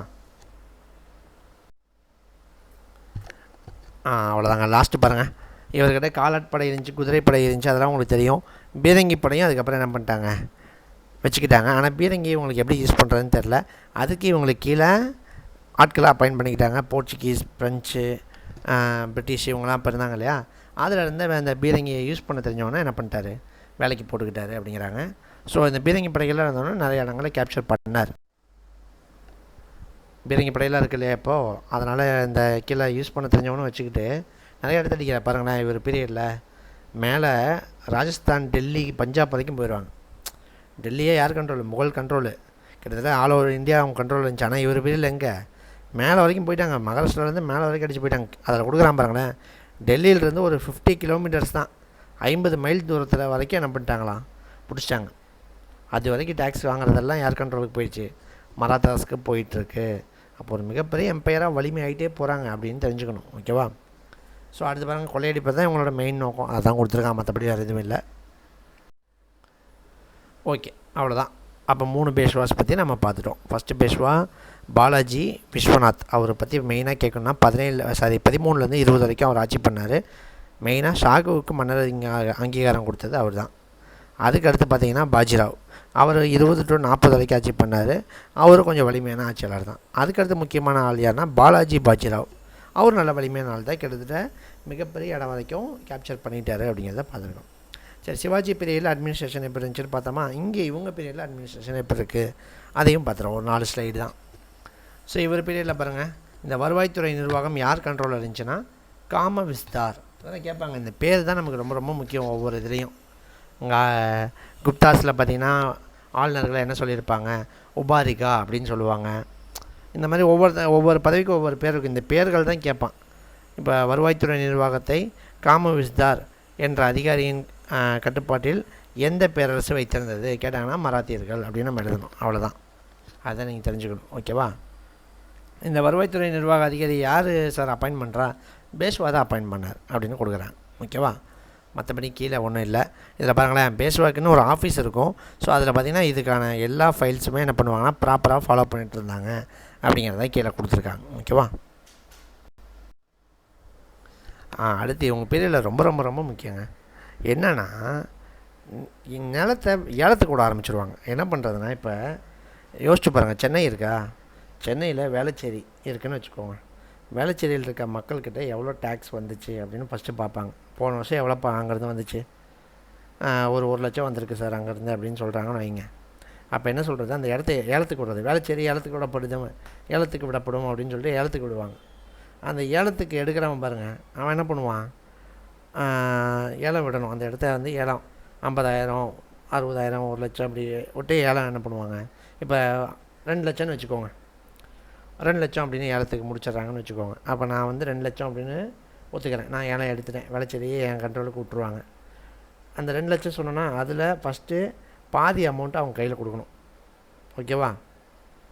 பாதி அமௌண்ட் வரைக்கும் அவங்க, அதாவது 2 லட்சம்னா 1 லட்சத்தை ஃபஸ்ட்டே பேஷ்வா கண்ட்ரோலில் கொடுத்தணும் இந்தாங்க அப்படின்னு சொல்லி வச்சுக்கிட்டு, இப்போ வேளச்சேரி என் கண்ட்ரோல் அடுத்த 1 வருஷத்துக்கு. இப்போ நாங்கள் சம்பாதிக்கிற மனநிலைக்கு வந்துடுவோன்னா, ஏன்னா நான் அந்த 2 லட்சம் கட்டி தான் நான் வாங்கியிருக்கேன், நான் என்ன சேவை பண்ண வந்திருக்கேன். அப்போ நான் என்ன பண்ணணும், அங்கே இருக்க மக்கள்கிட்ட எப்படிலாம் டேக்ஸ் அதிகமாக வாங்க முடியும், அங்கே எப்படிலாம் விவசாயத்தை அதிகப்படுத்த முடியும், அவங்ககிட்ட எப்படி நம்ம அதிகமாக காசு வாங்க முடியும் அப்படிங்கிற மனநிலைக்கு போயிடுவேன். இப்போ 2 லட்ச ரூபா நான் போட்டு எடுக்கிறேன்னா அங்கே 3 லட்ச ரூபா லாபம் வந்துச்சுன்னா எனக்கு 1 லட்ச ரூபா லாபம். ஸோ இந்த கண்ட்ரோலுக்கு போயிட்டாங்க யார், பேஷ்வாஸ். இடத்த இங்கே பாருங்கள், இதில் மெயினாக நான் படித்தாலே உங்களுக்கு புரிஞ்சிருப்பாங்க. குறிப்பிட்ட ஒரு பகுதியிலிருந்து கடந்த ஆண்டு பெறப்பட்ட வருமானத்தின் அடிப்படையில் இந்த ஆண்டும் வசூல் செய்யப்பட வேண்டிய தொகை பேஷ்வாவின் அதிகாரிகளால் நிர்ணயம் செய்யப்பட்டது. சார் போன வருஷம் இவ்வளோ வந்துச்சு சார், இந்த வருஷம் நம்ம அரசாங்கத்துக்கு இவ்வளோ வரோம் சார் அப்படின்னு சொல்லிடுவாங்க. அதன் அடிப்படையில் இந்த ஏலம் நடத்தப்பட்டது. அதன் அடிப்படையில் ஏலம் விடுறாங்க. ஏலத்தில் வெற்றி பெற்று எதிர்கால வாய்ப்பினை பயன்படுத்த நினைக்கும் வரி அல்லது வருவாய் வசூலிப்பவர் சொத்துக்கள் உடையவராகவும் நேர்மையானவராகவும் இருத்தல் வேண்டும். காசு இருந்தால் தான் வந்து ஏலத்துக்கே வருவான், அது நமக்கு அதில் தெரிஞ்சிடும். பாருங்கள், மெயினாக அடுத்த பாயிண்ட் பாருங்கள். எதிர்பார்க்கப்படும் மொத்த வசூல் தொகையில் 1/3 பகுதி அல்லது சரிபாதி பாதி வரைக்கும் அவங்க முதலே கொடுத்துடணும். அவர் முதலில் செலுத்திவிட வேண்டும், ஃபஸ்ட்டே கொடுத்துடணும். அதுக்கப்புறம் பாருங்கள், தமது சொந்த பணத்திலிருந்து அவர் அதை செலுத்தலாம் அல்லது வட்டிக்கு திருவோரிடம் பெற்று கட்ட வேண்டும். மொத்தம் அந்த காசு கொடுக்கணும். காசு கொடுத்தா வேளச்சேரி அவன் கண்ட்ரோலு. அடுத்து அதில் அவன் சம்பாதிக்கிறது அவன் திறமை. இப்படி போயிட்டாங்க. இப்படி பேசுவாங்க. அதாவது புரியுது அவங்களுக்கு. அதாவது இடத்த ஏலம் விடுறது மூலமாக ஒரு நிலையான ஒரு வருமானம் அரசாங்கத்துக்கு வந்துட்டுருக்கு. அங்கே இந்த வருஷம் கடுமையான பஞ்சம் வரலாம், விவசாயமே அழிஞ்சு போயிடலாம். அதெல்லாம் அவங்களுக்கு கண்ட்ரோல் இல்லை. இது கிடையாது. உன் இடத்துல நீ அந்த இடத்துல எப்படி நீ டேக்ஸ் வாங்க முடியுமா நீ வாங்கிக்கோ. அதுதான் வந்து அவங்க சொல்லி விடுறாங்க. ஓகேவா? இந்த நிர்வாக முறைக்கு பேஷ்வா காலத்தில் வந்திருக்காங்க அப்படின்னு இங்கே தெரிஞ்சுக்கணும். அடுத்து சொல்கிறாங்க பாருங்களேன். முகல்ஸோட கம்பேர் பண்ணும்போது பேஷ்வாவோட ஆட்சி என்னவாக தான் இருந்துச்சு, நீட்டாக இருந்துச்சு, மாடர்னாக இருந்துச்சு அப்படின்னு சொல்கிறாங்க. ஓகேவா? Okay, last slide. மராத்தாஸ் எப்படி வீழ்ந்துச்சு, மராத்தியர்களின் வீழ்ச்சி பற்றி நம்ம பார்க்க போகிறோம். மெயின் நான் 2 வார்த்தையில் சொல்லி முடிச்சிடறேன் இந்த ஒரு ஸ்லைடை. 3ஆம் பானிபட் போர் அப்படின்னு சொல்லுவாங்க. இதை மராத்தியர்களோட வீழ்ச்சி என்ன சொல்லுவாங்க, 3ஆம் பானிபட் போர். சார் முதல் பானிபட் போர்னு ஒன்று படித்தேன். எப்போ சார்? பாபர்கிட்ட படித்தோம். பாபருக்கும் இப்ராஹிம் லோடிக்கும் சண்டை. 2ஆம் பானிபட் போர்னு ஒன்று படித்தேன் சார், அக்பருக்கும் ஹெமுவுக்கும் சண்டை. மூன்றாம் பானிபட் போர்னு நம்ம படிக்கிறோம் சார். இங்கே யார் யாருக்கு சார் சண்டை? 1761 தேர்ட் பானிபட் போர் எப்போங்க? 1761 நடக்குது. யார் யாருக்கு சார்? ஒரு ஆப்கானிய மன்னர் வரார் அங்கேருந்து, அகமது ஷா அப்தாலி. யாருங்க? அகமது ஷா அப்தாலி. இவர் இதுக்கு முன்னாடி இந்தியாவெல்லாம் படையெடுத்து வந்தவர் தான், ஓகேவா? ஸோ அந்த அகமது ஷா அப்தாலி அங்கேருந்து வராரு. ஸோ எழுதிக்கோங்க, தேர்ட் பானிபட் போர் அப்படின்னு எழுதிக்கோங்க, 1761. ஸோ ரெண்டு சைடு யார் யாருன்னு கேட்டால், ஒரு சைடு அகமது ஷா அப்தாலி வெசஸ் இந்த சைடு யார் சார் இருந்தால் முகல்ஸ் ப்ளஸ் மராத்தாஸ்னு எழுதிக்கோங்க. அவ்வளோதான். இந்த இதில் மராத்தியர்கள் வீழ்ந்ததுங்கிறத விட மராத்தியர்களும் முகலாயர்களும் சேர்ந்து தான் இதில் சண்டையே போட்டாங்க. இந்த டைமில் அந்தளவுக்கு வலிமையாக இல்லை, ரெண்டு பேருமே அந்தளவுக்கு வலிமையாக இல்லை. ரெண்டு பேரும் சேர்ந்து தான் இவனை கண்ட்ரோல் பண்ண முடியுங்கிற லெவலுக்கே போயிட்டாங்க. ஸோ அப்போ முகலாயர்களும் மராத்தியர்களும் சேர்ந்து தான் சண்டை போட்டாங்க. சண்டையில் மிகப்பெரிய அடிங்க, மிகப்பெரிய அடி. கிட்டத்தட்ட பல்லாயிரக்கணக்கான படைவீரர்கள் கொன்று குவிக்கப்பட்டாங்க. மராத்தியர்கள் இதுக்கப்புறம் எந்திரிக்கவே முடியல, அந்த லெவல் அடி. ஸோ அதில் லாஸ்ட்டாக கொடுத்துருக்காங்க பாருங்கள், லாஸ்ட் 4 லைன் பாருங்கள். தப்பி பிழைத்த மராத்திய வீரர்கள் பானிப்பட்டியிலேருந்து மகாராஷ்டிரா திரும்பி நடந்ததை கூற 6 மாத காலமானது. அங்கே என்ன நடந்துச்சுன்னு இங்கே வந்து சொல்கிறதுக்கே 6 மந்த் ஆயிடுச்சு. அதுக்குள்ளே அகமது ஷா அப்தாலி அடித்து பிடிச்சி எல்லாத்தையும் சுரண்டிட்டு போயிட்டார். ஸோ இதோட மராத்தியர்களோட ஆதிக்கம் முடிவுக்கு வந்தது. இதுக்கப்புறம் சும்மா பொம்மை தான். நம்ம இங்கெல்லாம் பிடிச்சிருப்பாங்க, நம்ம தமிழ்நாட்டிலலாம் செஞ்சி, வேலூர் இந்த பகுதிகளெலாம் யார் கண்ட்ரோலு? மராத்தியர் கண்ட்ரோலில் இருந்துச்சு. ஸோ அதை பற்றி தான் இனிமேல் என்ன ஆகும், இங்கே அவங்களோட ஆட்சி எந்த லெவலில் இருந்துச்சு அப்படிங்கிறதா இருக்கும். ஸோ நம்ம அது 11th புக்கில் இருக்கும், நமக்கு அந்தளவுக்கு கேட்குறதில்ல. நம்ம தமிழ்நாட்டில் மராத்தியர்களின் நிர்வாகம் பற்றி கேட்குறதில்ல. ஸோ அதனால் 11th புக்கில் இதை தாண்டி அந்த கண்டென்ட் இருக்கும். இதெல்லாம் படித்து முடித்தவங்க தேவைப்பட்டால் அதை என்ன பண்ணிக்கலாம், 1 glance வாசிச்சுக்கலாம். ஓகேவா? ஓகே, இதோட மராத்தாஸ் முடியுது. இதுக்கு முன்னாடி நம்ம குப்தாஸ், டெல்லி சுல்தான்ஸ், முகல்ஸ் பார்த்தோம். இன்றைக்கி மராத்தாஸ் அப்படிங்கிற ஒரு எம்பையரும் பார்த்துட்டோம். இன்னும் 2 டாபிக் தான் இருக்குது. ஸோ அந்த 2 டாபிக் ஹிஸ்ட்ரியில் முடிச்சிட்டோம்னா நமக்கு ஹிஸ்ட்ரி அண்ட் ஐஎன்எம் எல்லாமே முடிஞ்சிடும். ஓகேவா? தேங்க்யூ.